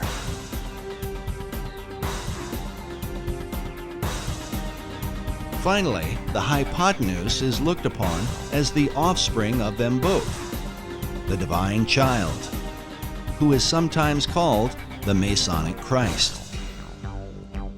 Was this what Bacon came to herald? a Christ that delivers man through knowledge or science. According to Peter Dawkins, Bacon's desire was to deliver mankind from the fall he had suffered in the Garden of Eden, to restore him to paradise through what he called the 6 days' work. So he always believed that as man was made in the image of God, as the Bible says, therefore we should imitate what God does. All his work imitates what he's learnt from the Bible and from the interpretations of the Bible. And so the 6 days' work of creation is how to create paradise, because that's in the Bible what's created as a result of the 6 days' work. So he calls his great instauration also the 6 days' work, 6 days' work of creation. And it's all planned out according to what he understood about what those 6 days or stages of creation can mean when interpreted into the human role, what human beings can do. While Bacon based his understanding on the Bible, Dawkins admits that his approach was not through traditional Christian doctrine, but rather a mystical view based in the teachings of Kabbalah. He worked like a Kabbalist. He was a master of the Kabbalah, and particularly the Christian Kabbalah. The Kabbalah goes back through the Hebrews, through Moses, to ancient Egypt, and before that it's said to Enoch, who was the great initiate and king of Atlantis. And it said all the teachings come from Enoch, including this Kabbalah. And Bacon was a great master of Kabbalah. His whole work is based on Kabbalistic principles. While explaining Kabbalah could go on indefinitely, it might be generally called the Jewish version of the ancient mystery religion. In the modern world, Kabbalah has gained popularity among celebrities and is practiced by Barbra Streisand, Mick Jagger, Roseanne Barr, Britney Spears, Jeff Goldblum, Elizabeth Taylor, Paris Hilton, Demi Moore, Winona Ryder, and of course Madonna, who has become a principal spokesman, much to the objection of some traditional Jews. In short, Kabbalah is designed to lead mankind to perfection, where man becomes a godlike being. It is a system that goes hand in hand with the concept of building paradise on earth. Sir Francis Bacon, the great Kabbalist, believed that the pursuit of science, or knowledge, was the way to achieve this great work. Most schoolboys used to know who Francis Bacon was and what he contributed to our knowledge today, and it was the method of science. Well, his first most public and fundamental effect he had was to form the basis of modern science, which is the experimental method. So he promoted what Socrates had also promoted, which was to not just think in your mind and argue, through arguments and so on, which is an Aristotelian method, but actually go out and look what is there in reality, in nature, and study nature and derive your thoughts and ideas from that and base experiments on that to see if they work. Then if they work and if they're useful, and they're proved useful over a length of time, then you might consider you've got perhaps a bit of truth. And then you build on that. Well, up to Bacon's time, most of what one could call science, which was not really properly existing as such, except in the mystery schools, in all university, academia and so on, was just producing arguments after arguments. You see, up until Bacon's day, it was the church that was in control. And in fact, the church was in control up until about the 1800s. So the church was in control, but the church hierarchy wasn't necessarily pure Christian. There was a lot of people that were there because they could handle 3 or 4 languages and they had great intellect, but were they Christians? Real Christians? No, likely they were not. They knew their scripture, of course, but they were operating by the world system, and so the world system corrupted them. This corruption extended to their powers of discernment. While the Bible teaches that men should prove all things, many church academics in the Middle Ages trusted in an unsound method of deductive reasoning, based upon a faulty understanding of the Scriptures. And typically it would go this way, to give an example. They would take from the book of Acts where it says, and the gospel was preached to the whole world. That's one statement. Now the common statement that goes with that is, but the disciples and the apostles never went to the whole world. And therefore you could deduce from those two statements that, well, there were no people on the other side of the world to preach to. You see, well, obviously were, because the explorers found there were people in Australia and Tasmania. Years later they found that. So there were other people on the other side of the world. So you see, they got the wrong deduction using that method of deduction. And that's what Francis Bacon pointed out. He said there's so much nonsense. And so Bacon set out to establish a scientific method, one by which mankind might achieve all knowledge. Through this method, Bacon sought to bring forth a light that would eventually disclose and bring into sight all that is most hidden and secret in the universe. But first, he would have to find a way to overcome the stubborn traditions employed by the academics of his day, who would rather debate than examine. Bacon gives a great example in exasperation. When he was at university, he saw that there were professors and students spent 3 or 4 years debating how many teeth a horse has. Nobody went out to actually count them, they just wasted all that time debating how many teeth a horse has. So he saw that as fruitless, wasn't producing anything good or useful, and humanity just was not evolving, and there's so many people in poverty and sickness. So he wanted to relieve that poverty and sickness and get us towards a future paradise, a world paradise, not just for the England, but for the world. So he really started the whole principles of modern science, which is this experimental method. And then he had a formula to start with the basics, the physical world, which is physics, physical laws, and then work upwards towards metaphysics and so on. He couldn't talk too openly when it got to metaphysics because it landed him in trouble with the religions of the time, who were at war with each other. So he had to do that in a more careful way, more veiled way. But write about it he did.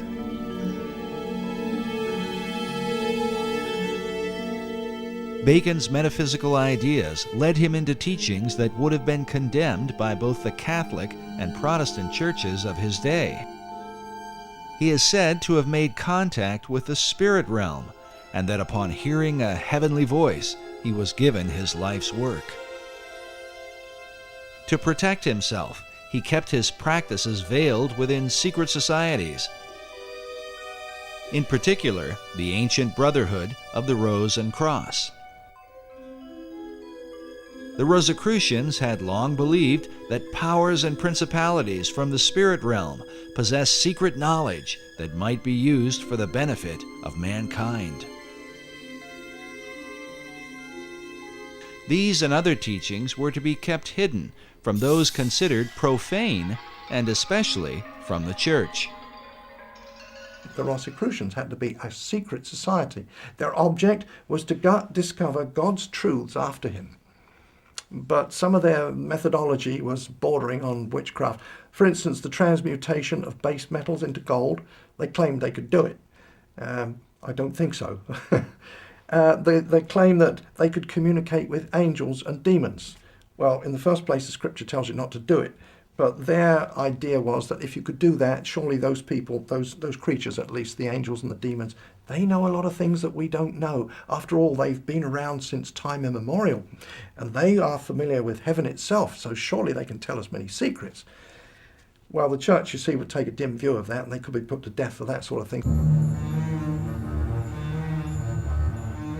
The Rosicrucian Society had been formed in England prior to Bacon's birth, in part for the purpose of protecting Queen Elizabeth I. In the 16th century, the conflict between Roman Catholicism and the Protestant Church of England was at its peak. Mary Tudor, the daughter of King Henry VIII, took the throne and earned the title Bloody Mary. They were looking for another heir, and so there were no boy heirs of, or no legal boy heirs of Henry, but he had daughters. And so we have Mary. And Mary was now 37, she was one of his daughters, and so she was installed as queen, and that was just after he died, so that would be in 58. And she was a Catholic, a dyed-in-the-wool Catholic, and she had actually married Prince Philip II of Spain. Of course, he was a Catholic too. So the first thing that Mary did was to repeal those laws which permitted the Protestants to practice their religion. Repealed them and then forcefully put to death as many Christians that were of the Protestant faith as she could find. Within the confines of the data that we have, she put to death 300, so there was 300 martyrs there that we know about in the short 6-year reign that she had. No one was safe from Mary's wrath against the so-called Protestant heretics, not even her own sister.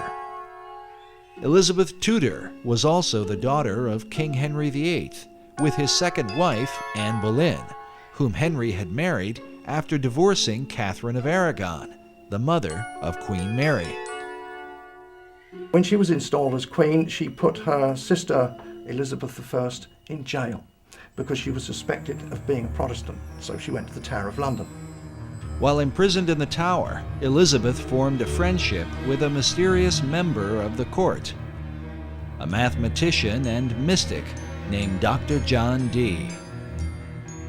He was known in the early Elizabethan days as the real wise man, the magus, and he was into a lot of esoteric study. You know, he was certainly an initiate of the wisdom traditions.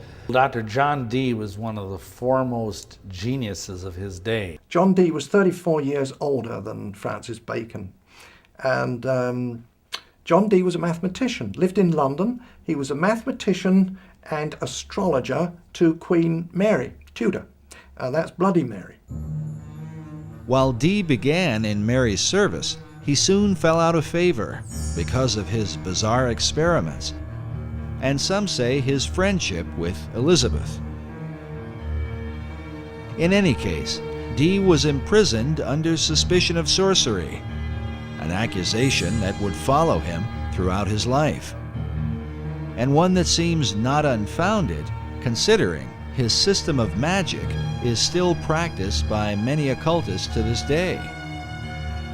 One thing that he is most noted for today among occultists is that he and a fellow named Edward Kelly, who was a medium, did magical invocations related to the Book of Enoch to produce an entire, what today is called, Enochian system of magic. And it's this incredibly complex language and alphabet and cubes and magic squares, and it's extremely complex, and it's very, very powerful.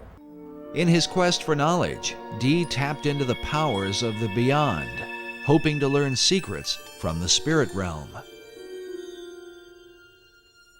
But that's not to say he wasn't trying to communicate with angels. He did. And they can be contacted and talked with. Roughly it means messengers of God. So that's what Dee was trying to do in his own way.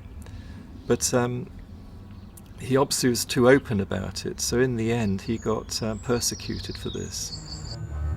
But not everyone saw Dee's dabbling as communicating with angels of God. Dee once wrote that he was looked upon as a companion of hellhounds, a caller and a conjurer of wicked and damned spirits. Yet like Bacon, he practiced much of his craft in secret as an active member of the Rosicrucians in England. Some even credit Dee with founding the modern Rosicrucian movement. As such, communing with angelic beings that provide scientific knowledge was a familiar practice. Now, there was a pretty very brief and shady dividing line between what they called scientific knowledge and what we might call outright witchcraft today. It was the demarcation there was very shadowy. This shadowy line was one that Dee crossed many times. yet for a while he flourished under the reign of Queen Elizabeth. During this era, some believe that he was a kind of mentor to Sir Francis Bacon. Well, we know from Dee's diary that Bacon made one visit, at least, to Dr. John Dee's home at Mortlake. And when these visits were recorded, Dee was meaning people had come to talk with Dee and discuss esoteric matters with him and to use his library and so on like that. So we know that that's a historical record we have. Otherwise, it's circumstantial evidence. Bacon clearly knew Dr. John Dee because he was an important person in Queen Elizabeth's court, and Francis Bacon was a courtier. Perhaps the reason for the lack of records in Bacon's relationship with John Dee is that their work was done behind the veil of secret societies. There's always been these secret societies trying to promote learning and raise the level of people's thought and culture to a kinder level and higher level. But mostly they've worked in secret because the church, most of the different churches have been so, not very kind.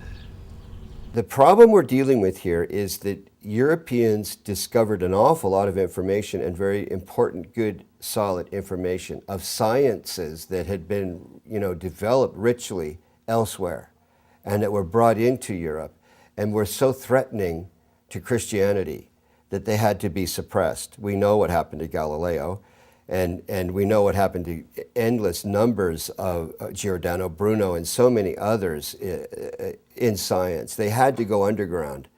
So the process of forcing knowledge and wisdom underground created a lot of coding and a lot of buzzwords and a lot of secret gestures and terms that still aren't understood to this day. So Dee is amongst that group.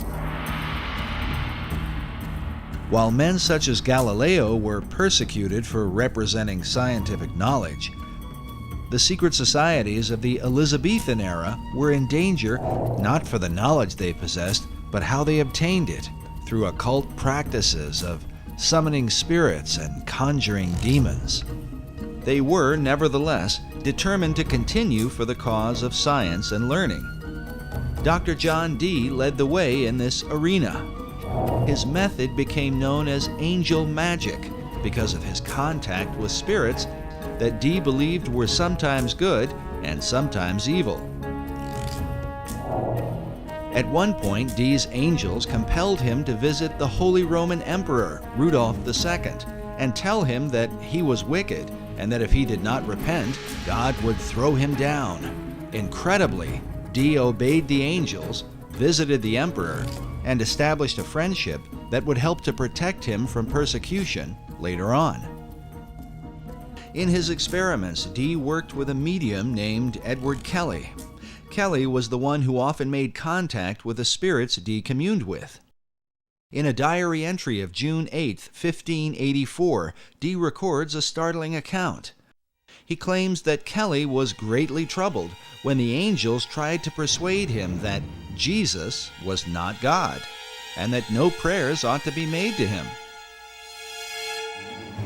They further claimed that sin did not really exist, and that man's soul simply moves from one body to another, in what sounds like reincarnation. Upon hearing this, Kelly was apparently distraught, and believed they had contacted evil spirits. Nevertheless, the angels provided Dr. Dee with gifts of knowledge.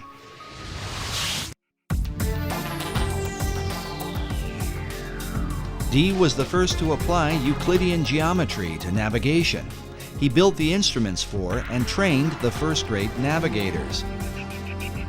He is credited with coining the word Britannia, or Britain, and his influence laid the foundation for what would become the British Empire. He made his own maps and is said to have charted the northeast and northwest passages in his attempts to increase the wealth of England by gaining access to the New World. And believe it or not, the New World has been secretly influenced by his example. John Dee is considered the original wizard. He was the inspiration for the character of Prospero in Shakespeare's The Tempest, and for Christopher Marlowe's Dr. Faustus. In the modern world, Dee was the role model for J.K. Rowling's Albus Dumbledore in the Harry Potter books, the character of Gandalf in Tolkien's Lord of the Rings, and even Ian Fleming's James Bond. Few people know that John Dee was the original Agent 007 in Her Majesty's Secret Service. Ian Fleming got the idea for his designation 007 for James Bond from the fact that that was how John Dee would sign his correspondence when he was overseas working as a spy for Queen Elizabeth. He would always sign his name 007. And that's where the concept came in for James Bond. Because James Bond was originally intended to be kind of a modern day Dr. John Dee, although it never really developed that way. While Dee's character continues to intrigue, some would argue that compelling the imaginations of literary minds was not his greatest influence. This image shows what appears to be a wizened old man passing a lamp in the dead of night to a younger man in Elizabethan clothing. Baconians believe this old world engraving represents Dr. John Dee passing the lamp of esoteric knowledge and wisdom to his successor, Francis Bacon. Both Bacon and Dee were men of science, dedicated to the advancement of learning. Both men were members of the Rosicrucian Society, of which Bacon would become the chief. Like Bacon, John Dee believed that America was indeed the lost continent of Atlantis. But where did he get this idea? Was it given to him by his angels?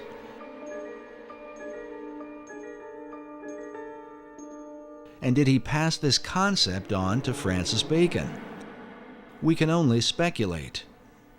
But when Queen Elizabeth took the throne, the dream of colonizing this new Atlantis would come closer to being a reality.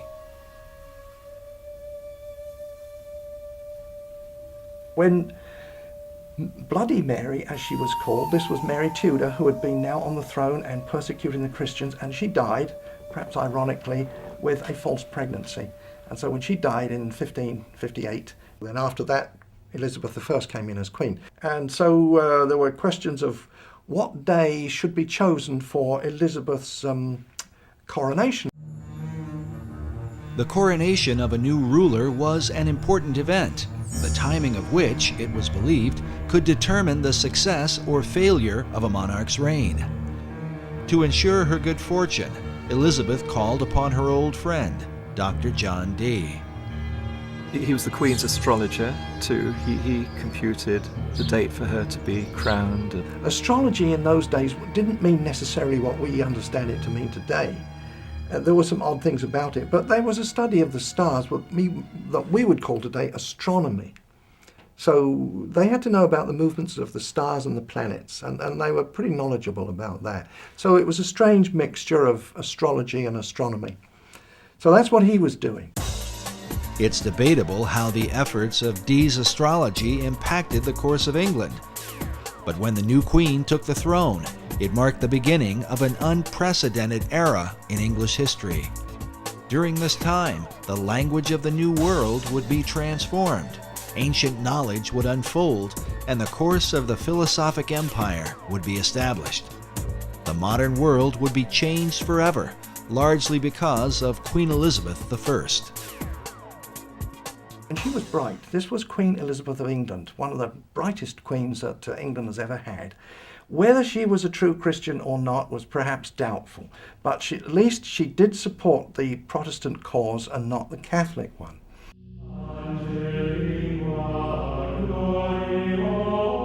The Queen's Protestant faith made her immediate enemies in Rome. In April of 1570, Pope Pius V issued a papal bull excommunicating her from, quote, the unity of the body of Christ. Well, that meant that the Pope was saying to all the Catholic kings of Europe, go and invade England, kill the Queen, take over the country, and make it Catholic, and I'll give you my blessing. So that was a huge threat to England and the Queen.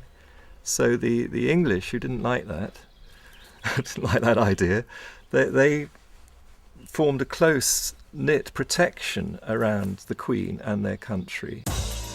To answer the threat of spies and assassins from Rome, the English set up an intelligence network under the leadership of Sir Francis Walsingham, known as the Queen's Spy Master.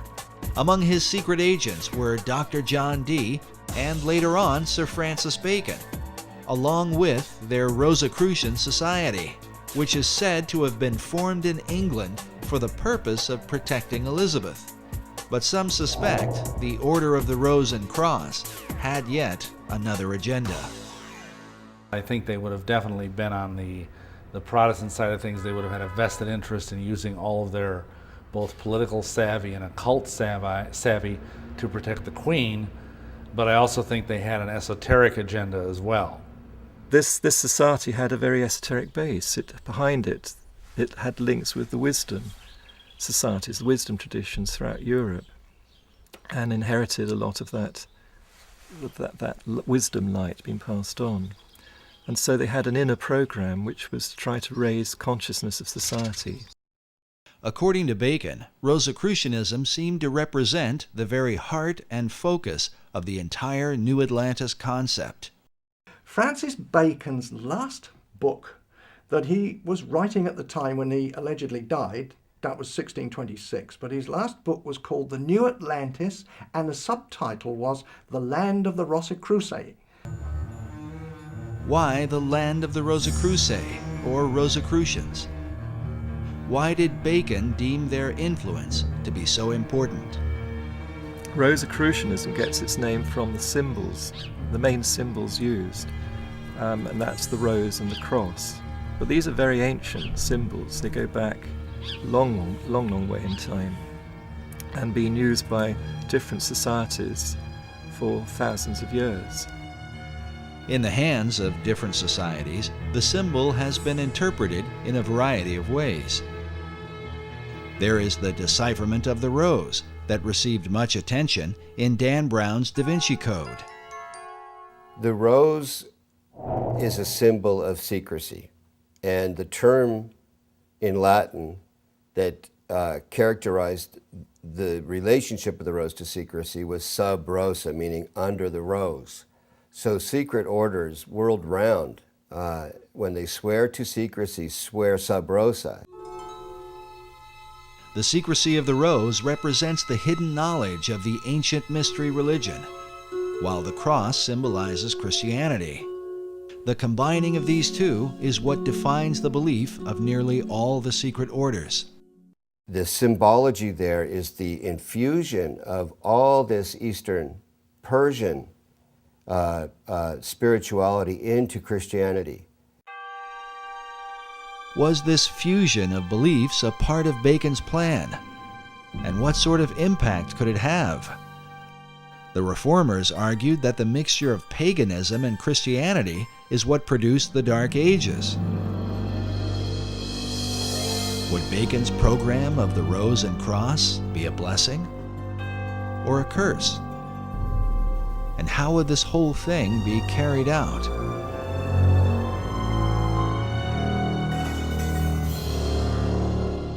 When one follows the Rosicrucian trail, John Dee was a very, very key influence in the historical Rosicrucians, and some say even the founder of it, the first president of it.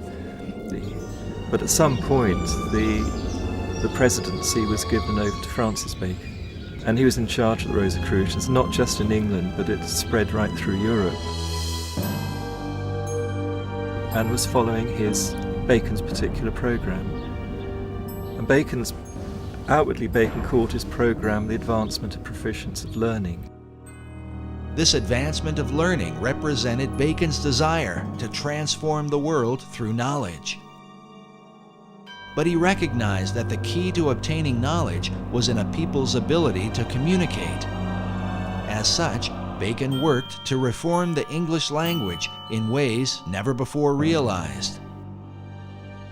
And it is a bit strange that the English language, as crude as it was in the time of Bacon's youth, by the time he died, it was becoming one of the most refined languages. But in England at that time, the English was dreadful. It was garbled with all kinds of different dialects, because if you think about it, England was made up of the Saxons, the Danes, the Gauls who had invaded, they were the Frenchmen, and they had a whole mixture of languages. So very often one Englishman could not communicate with another.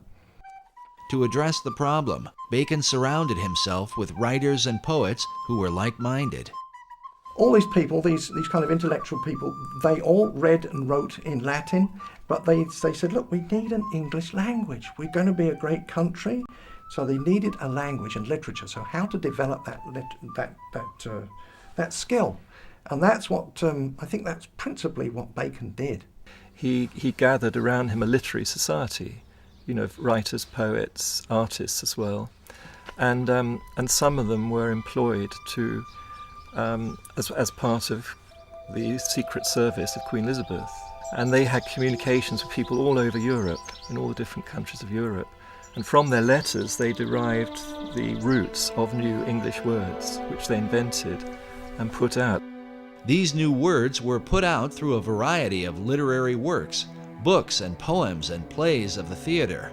Bacon's circle of writers and poets were largely responsible for the explosion of English literature during the Elizabethan era. They included such notable authors as Ben Jonson, Christopher Marlowe, Sir Walter Raleigh, and Edmund Spenser, to name a few. In addition, Bacon was dedicated to bringing the sacred knowledge of the ancient world to English-speaking people, knowledge otherwise kept hidden by the barriers of language. When he died, and subsequent to that, they've culled together at least 2,000 books. Not books that he wrote, because obviously one man couldn't write that number, but he had what he called a scriptorium. These were scribes who he paid to write for him. When he was the Lord High Chancellor of England, he had wealth, and he used to pay the scriptorium, these scribes, and he paid people to translate the classic books, Homer's Iliad, all the old Greek, the Roman classics, and all those classics, Livy, translate them all into English and put them in books. It turns out too that Bacon had a printing press. He had a factory with using brass plates for printing. That was his own thing. Nobody knew about that until rather recently. But nevertheless, there were 2,000 works that we know of that passed through his hands in one way or another to give literacy to the English public. Printing presses to make these books available to many people at a cheap price. But Bacon's purpose and that of his literary society was to prepare the people of the old world to colonize the land of the new. As the term colonization scheme suggests, the launching of Bacon's plan for America was not by chance, but by design. It could be said that his great scheme began at an early age, perhaps when he was sent by Queen Elizabeth I to the court of France, where he was inspired by the example of the French poets.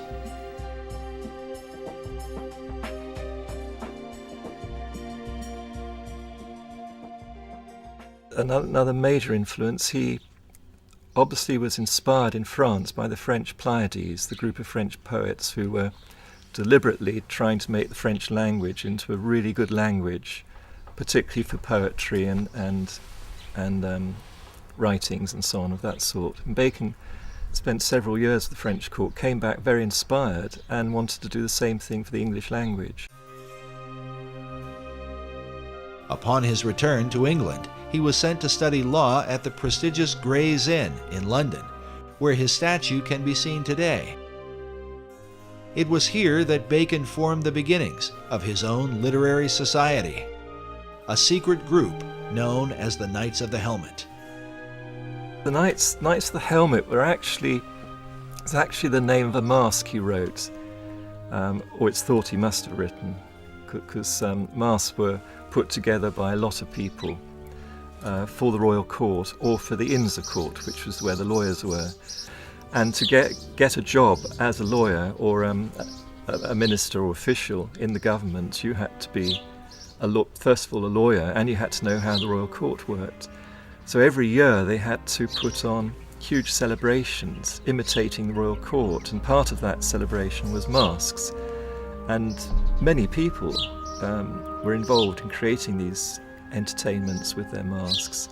Francis Bacon was just one of them, but he became a key one, and he wrote quite a lot of the mask material, which one can identify. You know, once you get to know Bacon and his writings, you can identify what was done. And he's acclaimed by the lawyers as being the great one who inspired them and led them and wrote for them, you know. But the Knights of the Helmets was the name of one of the masks at a key moment when the whole Shakespeare authorship, the name the Shakespeare was being used for the first time. The Knights of the Helmet took as their inspiration the Greek goddess Pallas Athena, who carried a spear and who wore a great helmet, a symbol of secrecy. According to tradition, one that wears the helmet of Athena becomes invisible. And they had to swear allegiance to it. Not only that, Athena, the goddess Athena, carried a spear that she shook in the eyes of ignorance. And she was one of the greatest goddesses among the Greeks, ruling through intellect and man's wisdom. Even as Dr. John Dee had been inspired by angelic beings, some researchers believe that a spiritual encounter with Pallas Athena gave Bacon the inspiration for his life's work. Well, in some of those cipher writings that he had written, he writes there how he heard an heavenly voice. The voice he heard inspired him towards secrecy and to imitate the work of God. The Divine Majesty takes delight to hide his work, according to the innocent play of children. Surely for thee to follow the example of the Most High God cannot be censored. Therefore put away popular applause, and after the manner of Solomon the king, compose a history of thy time, and fold it into enigmatical writings and cunning mixtures of the theatre. That was his mission in life. And for the rest of Bacon's life, he was dedicated to that one purpose.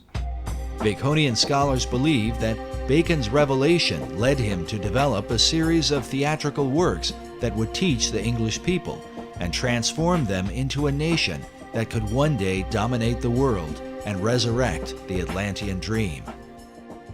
Believing that he put away popular applause as his heavenly voice had commanded, he is said to have written behind the identity of William Shakespeare. Shakespeare, it's a synonym for Apollo and Pallas Athena. They're both known as shakers of the spear in classical tradition. And the spear represents a ray of light, a ray of wisdom. And they shake that spear at the dragon of ignorance. Exactly what Ben Jonson says in his preface to the Shakespeare Folio, to shake a lance at the dragon of ignorance. And this is the role of an Apollo or Pallas Athena. And they have always been the muses of the other 9 muses, who themselves are the muses of all the writers, poets, artists, and so on in history. So Apollo and Athena are the great inspirers. They're the great Shakespeares. Bacon incorporated these Greek gods within a key symbol, the AA headpiece representing Apollo and Athena. Usually one of the A's is shaded, denoting a light and dark side. This symbol is found printed at the head of certain pages within the Shakespeare Folio and among the acknowledged works of Francis Bacon. Of the two polarities, Apollo and Athena, it was Athena that seemed to dominate Bacon's imagination. Pallas Athena was, she shook her spear at the eyes of ignorance. So she was the spear shaker. Now, she's always been known as the spear shaker. That was long before the time of Bacon. Back to the Greeks, the spear shaker. So he took that name, spear shaker, and just turned it around to make it Shakespeare. And it used to be written with a hyphen, and then it became one word, Shakespeare, as the name of the playwright for those Shakespearean plays. But what of the real William Shakespeare, the Stratford man whose name has been revered for nearly 500 years? His writings have been attributed to a number of other authors, including the playwright Christopher Marlowe, Edward de Vere, the 17th Earl of Oxford, and even Queen Elizabeth herself. But Sir Francis Bacon seems to lead the pack of would-be bards, with well over 200 books, essays, and pamphlets on the subject, many of which insist he is the real and true Shakespeare.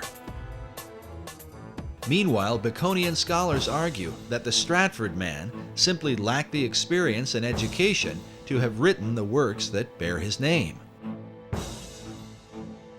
There is a mystery because when you look at the plays, everything that's in them and what lies behind them in terms of experience, knowledge, and so on like that's expressed through the plays, and the philosophy in the plays, and so on like that, they do not match up with what we know of the life of the actor. In fact, the life of the actor is quite well known. There's quite a lot of research been done on William Shakespeare Stratford, so a lot is known about his life, and none of it matches up what you can deduce from the author from the plays themselves. In fact, the more we find out about the life of the actor, the worse it gets. Here you have a guy who is barely literate enough to make a mark, much less write his name. His mark was only existent in 5 documents. There's not a single letter either from him or to him by any of his contemporaries. How can this guy have written the greatest literary works in the history of the world? It just didn't happen. Whoever's the author certainly knew about certain things happening abroad in the royal courts, in France, in Italy, and in Spain. Not only taught the workings of the court, but the intrigues as well, and who would know that? Certainly not a play actor like the William Shakespeare. There's no way that man could have known the intrigues that went on inside the court. But Francis Bacon did. He was well familiar with it. He was brought up in the court. You can't just say, oh, genius did it all. It's impossible for genius alone to do that. You've got to have all that background experience, knowledge, and so on, to get something like the Shakespeare plays. There's even a quote from one of the justices, one of the English justices, that it's clear that from the Shakespeare writings that the author had to be an attorney because there is not a single legal error contained in any of them. The author writes naturally as if he's a lawyer. It doesn't just put in legal terms here and there just to suit the story. It just legal terms and the whole legal jargon just rolls off him absolutely naturally as if he's used to living in that environment all the time. Well, that doesn't fit the actor from Stratford. There's just no way the historic William Shakespeare could have written these plays. There's only one person who could possibly be the author of those plays, which is Francis Bacon. Yet wouldn't the colossal size of all the plays, poems, and sonnets be too much for Bacon himself to complete, especially while becoming a lawyer, launching modern science, and writing the many other works attributed to him? This could be where the Knights of the Helmet took part, as evidence suggests that the plays may have been the collective effort of Bacon's literary society. We know from historical records that Bacon actually had a literary group around him. Some of them were actually paid, employed by him, and others just did it voluntarily. A big group. Why? Why did he do that? You don't employ a lot of people, all writers, poets, artists, and as well as cipher experts and so on. You don't employ them for nothing. So what did they do? And then you get the answer, the Shakespeare plays, because scholars have found out there's been other contributions in the plays from other poets and so on, have all put a little bit in here and there. And then you find that they were either associated with or employed by Bacon in that group. They're all part of this one group.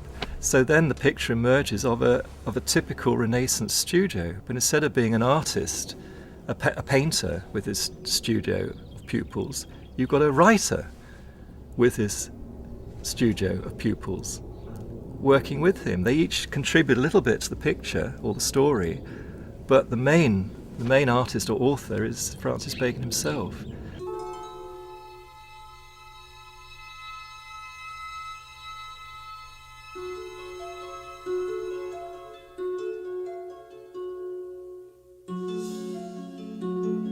But in the town of Stratford-upon-Avon, people come from all over the world to view the birthplace of the man considered to be the greatest literary mind of all time. In Stratford, they hold a strong view against the suggestion that Shakespeare was anyone but himself. It's a conspiracy theory, and it's all aimed at toppling the greatest writer who's ever lived. There is a Shakespearean trust in England, and these are people who are dedicated to the cause of supporting and maintaining that William Shakespeare, the actor, was the actual playwright. I think it's highly unlikely. Dr. Paul Edmondson is the head of education at the Shakespeare Birthplace Trust in Stratford-upon-Avon. In this debate, he is known as a Stratfordian, not just because of where he lives, but because of his traditional view of Shakespeare. The Stratfordians are considered the academic adversaries of Baconians. We asked Dr. Edmondson to comment on the Bacon-Shakespeare theory. It first occurred in 1785. A vicar just outside Stratford got to the age of 80, and then there's some report of him burning the papers that he'd been working on, as if in his later years he just kind of renounced any theory that he had about Bacon. It was taken up in 1856 by, what a surprise, Delia Bacon, no descendant, but she wanted to prove that Bacon wrote the plays. She even went as far as having herself locked in Holy Trinity Church to dig up the grave of Shakespeare, convinced that some manuscripts would have been inside the grave saying, "I did not write the plays, it was Bacon instead."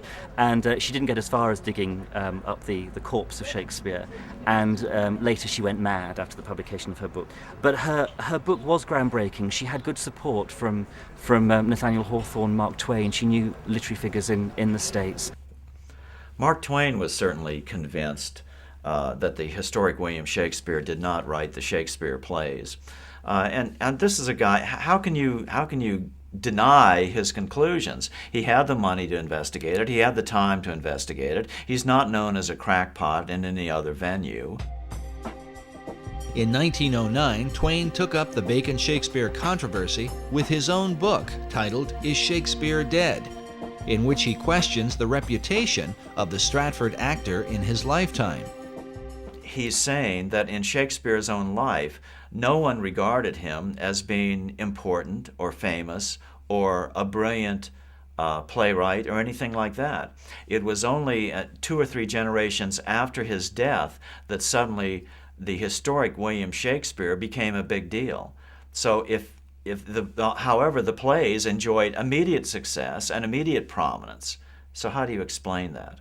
That's simply not true. There's all sorts of evidence that he died and that he was remembered after his death. First of all, there's the very significant memorial bust in Holy Trinity Church, which not only is an early likeness of Shakespeare to give us a sense of what the man actually looked like, but it also mentions him as a great writer. On the inscription of the monument, "See living art," but paid to serve his wit. I'm paraphrasing there, but it mentions living art and looking at the page rather than the monument, which is an echo of, or prefigures possibly, the commendatory verse of Ben Jonson, Shakespeare's friend and contemporary playwright, at the front of the first folio.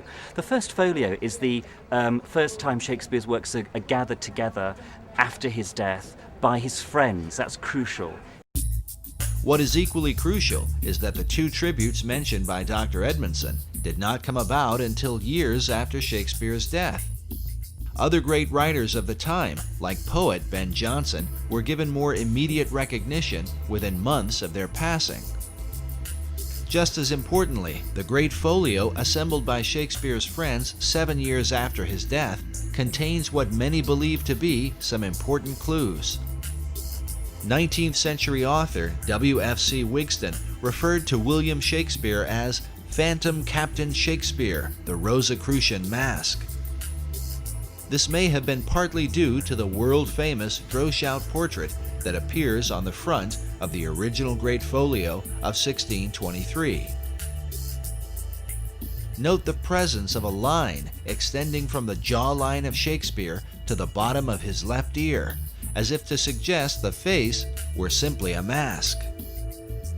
If this seems far-fetched, consider the dedication which appears beside it, written by poet Ben Jonson, a friend of both Shakespeare and Sir Francis Bacon. With a rather mysterious twist, Johnson concludes with the words, "Reader, look not on his picture, but his book." Why would Ben Jonson point the reader away from the face of Shakespeare and compel men to look upon the book instead? A dedication that seems to parallel the monument at Holy Trinity Church. On the inscription of the monument, "See living art," but paid to serve his wit. I'm paraphrasing there, but it mentions living art and looking at the page rather than the monument. Are these allusions made by the men who knew the real William Shakespeare, that he was simply a mask or frontman for Francis Bacon? Bacon paid him off to go and keep his mouth shut. The monument at Holy Trinity Church refers to the page that serves Shakespeare's wit. But when one looks upon the page beneath his hand, it turns out to be blank. Some Baconians believe this is a secret code, alerting the reader that the Stratford man himself wrote nothing.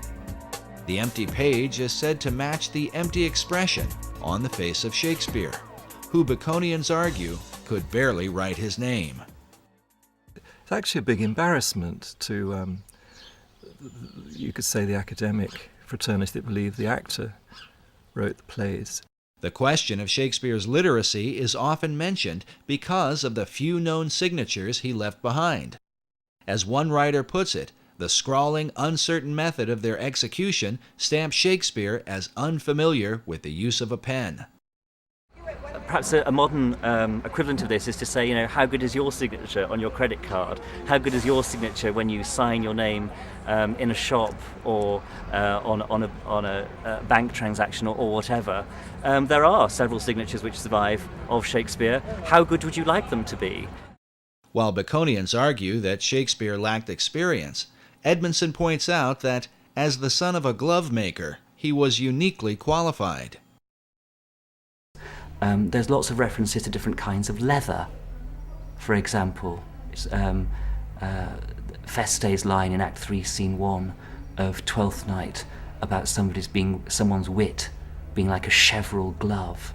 Cheverel, as the son of a glove maker, Shakespeare would have known, is a kind of kid skin which stretches and stretches and stretches when you're making the gloves. It's a very soft, supple material to work with.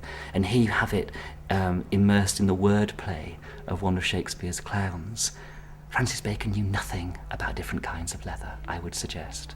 Actually, you could turn this whole thing on its head and say that Shakespeare wrote Bacon, which is something that a lot of people don't suggest, because why bother to do it that way around?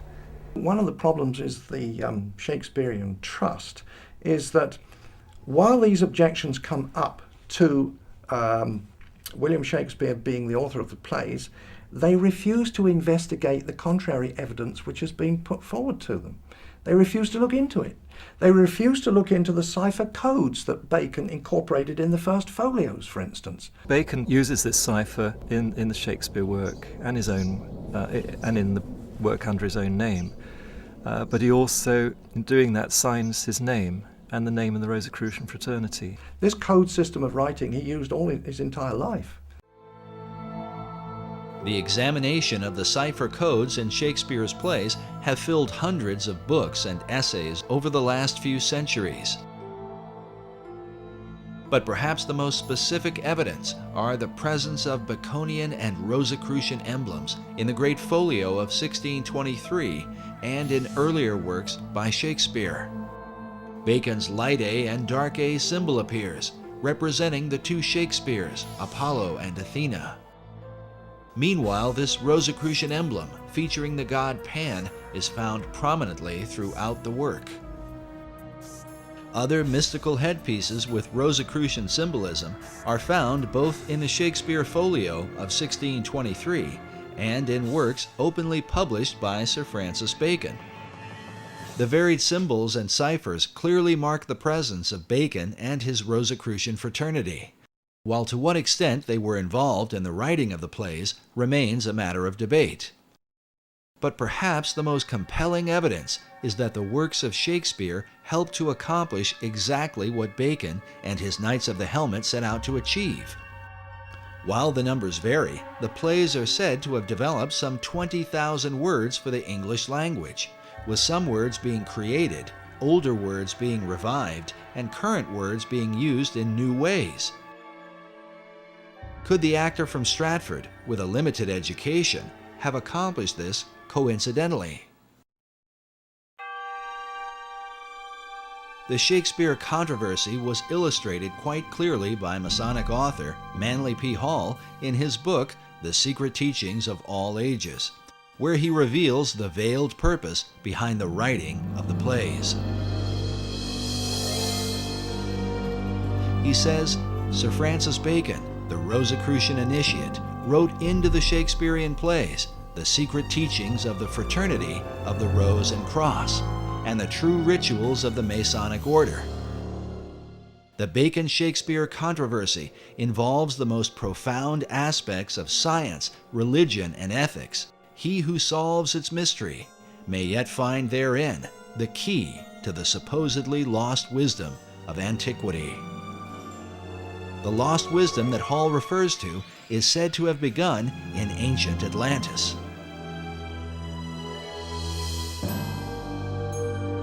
Is this the real key to understanding Shakespeare?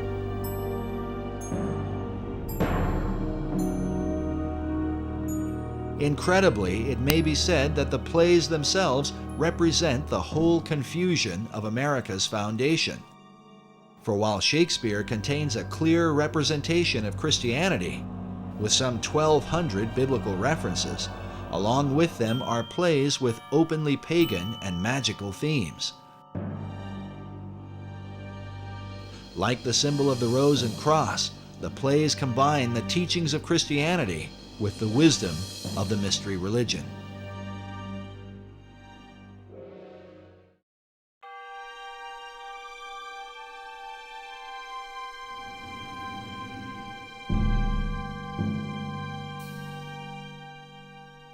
The purpose in blending religions in this way might have been to avoid the wars and conflicts that have afflicted men over the centuries. Bacon, who saw religious persecution in his own day, may have inherited this view from an earlier Masonic influence, the Knights Templar. The whole episode of the fall of the Knights Templar is a matter of conflicting historical controversy. We do know that when they left the Holy Land, the order had increased in numbers and power, and by the beginning of the 1200s, they had returned to Europe, and the Knights Templar then became the dominant financial force in Europe. The Templars were the people that loaned the money.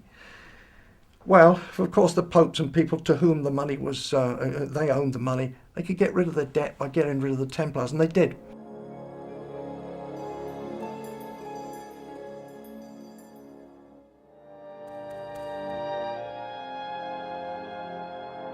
But in addition to the issue of debt, the Templars were accused for embracing certain religious doctrines they had picked up during their time in the Holy Land. It is said they began to combine the teachings of Christianity with the influence of Islam and Judaism, as well as spin-off cults known as the Yazidi and the Hashashin.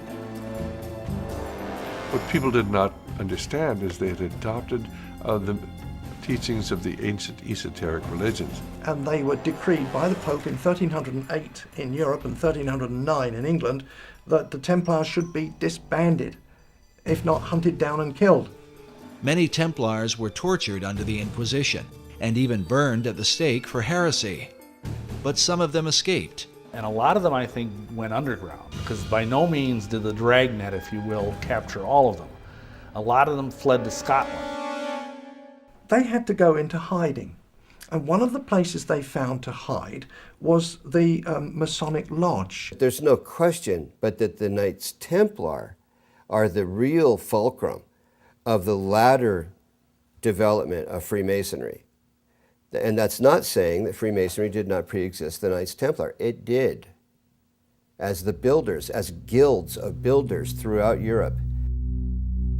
It is from the influence of the Knights Templar that many believe Masonry began to develop its modern philosophy. A philosophy literally carved in stone, and found in one of the most intriguing monuments of the Western world. Just outside of Edinburgh, Scotland, is the Rosslyn Chapel, a place that may well provide a door to understanding Masonry, the Knights Templar, and the ancient plan for America. It very conclusively demonstrates a profound relationship between Scotland and the Templars and the Freemasons, which is not really any big revelation. But of course, the whole idea is that the three things go together. The chapel was built in the 15th century by William St. Clair. The tomb of his ancestor of the same name, and who died a century earlier, is found within. His name, as it appears, William St. Clair, Knight Templar, is believed to be a link between the Templars and the Scottish Masons who built this mysterious chapel. The chapel the foundation stone was laid in 1446, and it was finished about 1492. So it took 50 odd years to build. And the interesting fact is that William St. Clair, the builder, was 50 when the job started, and he died when it stopped. So this man was uniquely old, because in medieval times you wouldn't expect to live perhaps more than 35 years or so. But William St. Clair was into his 90s, so he was a remarkable character all the way around. Everything about him was remarkable, including the legacy he's left us. The legacy of Rosslyn Chapel seems to be the very essence of the Templar belief and that of secret societies everywhere. The removal of all boundaries concerning world religion. As noted before, this Gnostic theme is well captured in Dan Brown's best-selling book, The Da Vinci Code, a work that has created worldwide controversy. During our visit to Rosslyn Chapel, we encountered Erwin Lutzer, author of the book, The Da Vinci Deception. Of course, as we know, Rosslyn Chapel has become famous because of the Da Vinci Code. And you have people coming from all over the world staring at its ceilings, trying to crack its codes. As we walk through it, it's very probable that the Masons who built it had a field day. They decided that they were going to combine all kinds of mythological elements along with the Bible. So you have Masonic elements in the chapel, you have some pagan elements, you have Christian elements, and they're all thrown together. Rosslyn Chapel is probably one of the most extraordinary buildings in the world. It is like a Disneyland of Masonry and Rosicrucianism. I think the chapel is an enigma. It satisfies the needs of a great number of people who come to Rosslyn for a whole raft of reasons. If you're a Knight Templar or a Freemason, if you are an American looking for some links with the New World before it was discovered, if you're a Sinclair, if you're religious or an art historian or an architectural historian, an esoteric, Rosslyn has got something for you. If you're a paganist, we have over 110 green men. Most churches will have 1 or 2 green men, but we have over 100 of them. The green man is a representation of an ancient fertility god, just one of the many pagan icons in the chapel. And so Rosslyn, not only does it offer a great many things to different people, but it also offers a mystery. The mystery, he explains, is that Rosslyn Chapel, while designed as a Christian church, is filled with so many religious symbols, a person is confused about what they are compelled to worship. It's like having a VCR. You know pretty much what it's meant to do, but you can't actually make it work properly. No one can follow the instructions. And the chapel is like that. We know it's a church. That's fair enough. But it has so many other little stories connected with it and mysteries, and the carvings are not particularly clear, and they can be interpreted one way or another. And so for everything you see in the chapel, there's probably 3 answers. And that, I think, is its great appeal. Centuries after its construction, researchers continue to question the overarching message of the chapel. What was the intent of its design? It may have had a point for the Masons who made it, in the sense that there were various messages that were conveyed. Essentially, Masonry's doctrine, foundationally, and they will even say this publicly, is universalism. which is the idea that basically all religions are the same.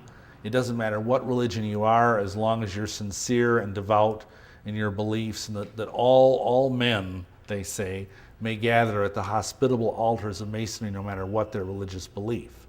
So in that sense, they're very much part of pushing toward a one world religion, and to view biblical Christianity as basically the enemy.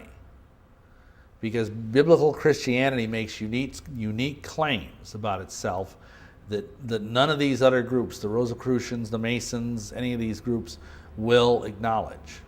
Some of us are convinced it's important that Christianity be held distinct from some of the elements that are found here in Roslyn Chapel.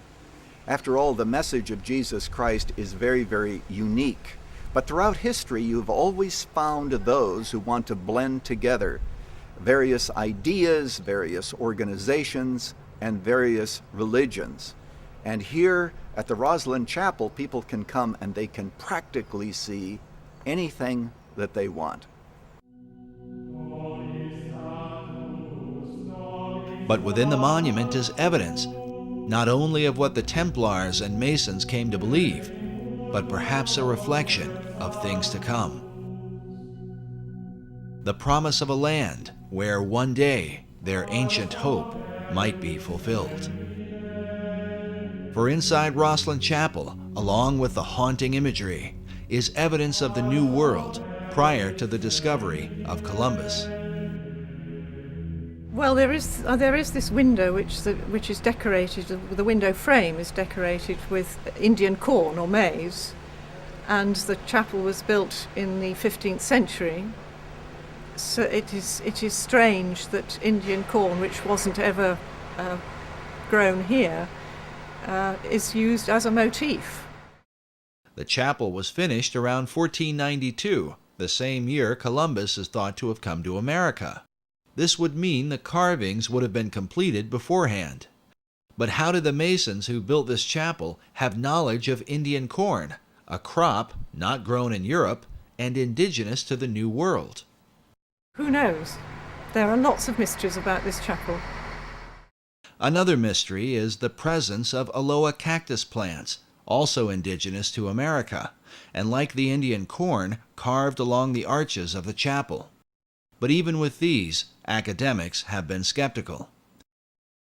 Yet a third carving, a trefoil plant or type of clover, is said by Roslyn Chapel director Stuart Beattie to have convinced one skeptic in particular. The trefoil plant is quite interesting. Roslyn Chapel does have carvings of plants that we believe came from the New World before Columbus discovered America. We've had these plants investigated, and a botanist from the university had a good look at them, and he wasn't particularly convinced, as academics need to be. He wasn't 100% sure that these plants were in fact Aloe cactus and sweet corn. And I think his logic was that the people who went to the New World and recorded these images on parchment brought those images back. They would have been translated to wood and then subsequently translated to stone. And it's that process which removes them from the original 2 or 3 times, which means that there are discrepancies that can build in. And so, being an academic, he was uncomfortable with these images. And when looking around the chapel, he suddenly, his eyes lit up, and he came and got me, and he said, whilst I was fairly unsure about the sweet corn and Aloe cactus as being honestly genuine, I have found a trefoil plant on what would have been the outside of the chapel at the time, but is now the baptistry, that would only have been found in the New World. Therefore, I am much more comfortable to say that the other plants are also honest and true.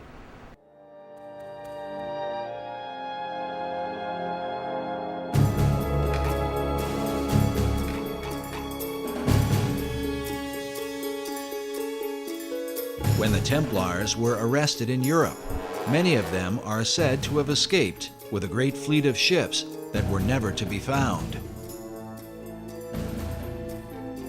Could they have made their way to the New World?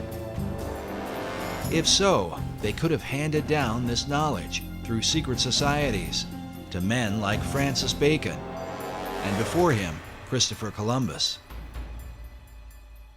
some people believe that Columbus didn't just accidentally stumble onto America, that some secret society which he had access to had knowledge of the existence of the continent of both North and South America. Was Christopher Columbus a member of a secret order? Some researchers point to this painting that depicts Columbus with his left hand in a Kabbalistic gesture, denoting the left-hand path of the initiate, meaning the path of darkness or secrecy. In addition, the ships of Columbus sailed to the New World adorned with red crosses on a white background, the symbol of the Knights Templar. Columbus's wife was the daughter of a famous Knights Templar line that passed along what are called portolands and cartographs that Columbus had direct access to. And we know that he robbed the Portuguese and brought all of those portolands to Isabella and Ferdinand. What I'm suggesting is that people knew about this new Atlantis. They knew at the time of Columbus and before the time of Columbus. But did the secret societies involved view the New World as Atlantis of old? And if so, from where did they develop this idea? Was it only from Plato's account? Or from a belief more deeply rooted in America's secret history? In his groundbreaking book, America BC, Harvard professor Barry Fell reveals the presence of ancient Europeans in New England and the American Midwest as far back as 800 BC. The author uncovers evidence of ancient Celts and Druids, with travelers from Spain, Libya, Carthage, Rome, and Egypt, all of whom came to the New World centuries prior to its so-called discovery by Columbus. His research exposes that the all-seeing eye was present in places like Vermont and New Hampshire long before the new order of the ages was declared. Does this stand as proof that America was indeed known by the ancients, and that its destiny has been the plan of secret societies from long ago? Sir Francis Bacon believed it was his mission to reform the world in preparation for building paradise on earth, to lead mankind into a new age. And Bacon himself called himself the herald of the new age, which is the title of Elijah. And in tradition, Elijah is said to come again and again to prepare people for the coming of the Messiah, or coming of the Christ, which has many different interpretations. As shown before, the Masonic Christ is perceived as the hypotenuse in the 47th proposition of Euclid. This rare Pythagorean symbol is found among the Masonic regalia of the 4th Earl of Rosslyn, whose family owns the Rosslyn Chapel. Oddly enough, this same emblem forms the heart of the design for Washington, D.C., known as the L'Enfant Triangle. Masonic author David Oveson claims that the entire city of Washington is based around this Pythagorean theorem. If so, America's capital might stand as the ultimate dedication to Bacon's great plan, a city designed symbolically to represent the Masonic Christ that Bacon came to herald. If these things are so, what can this mean for the secret destiny of America?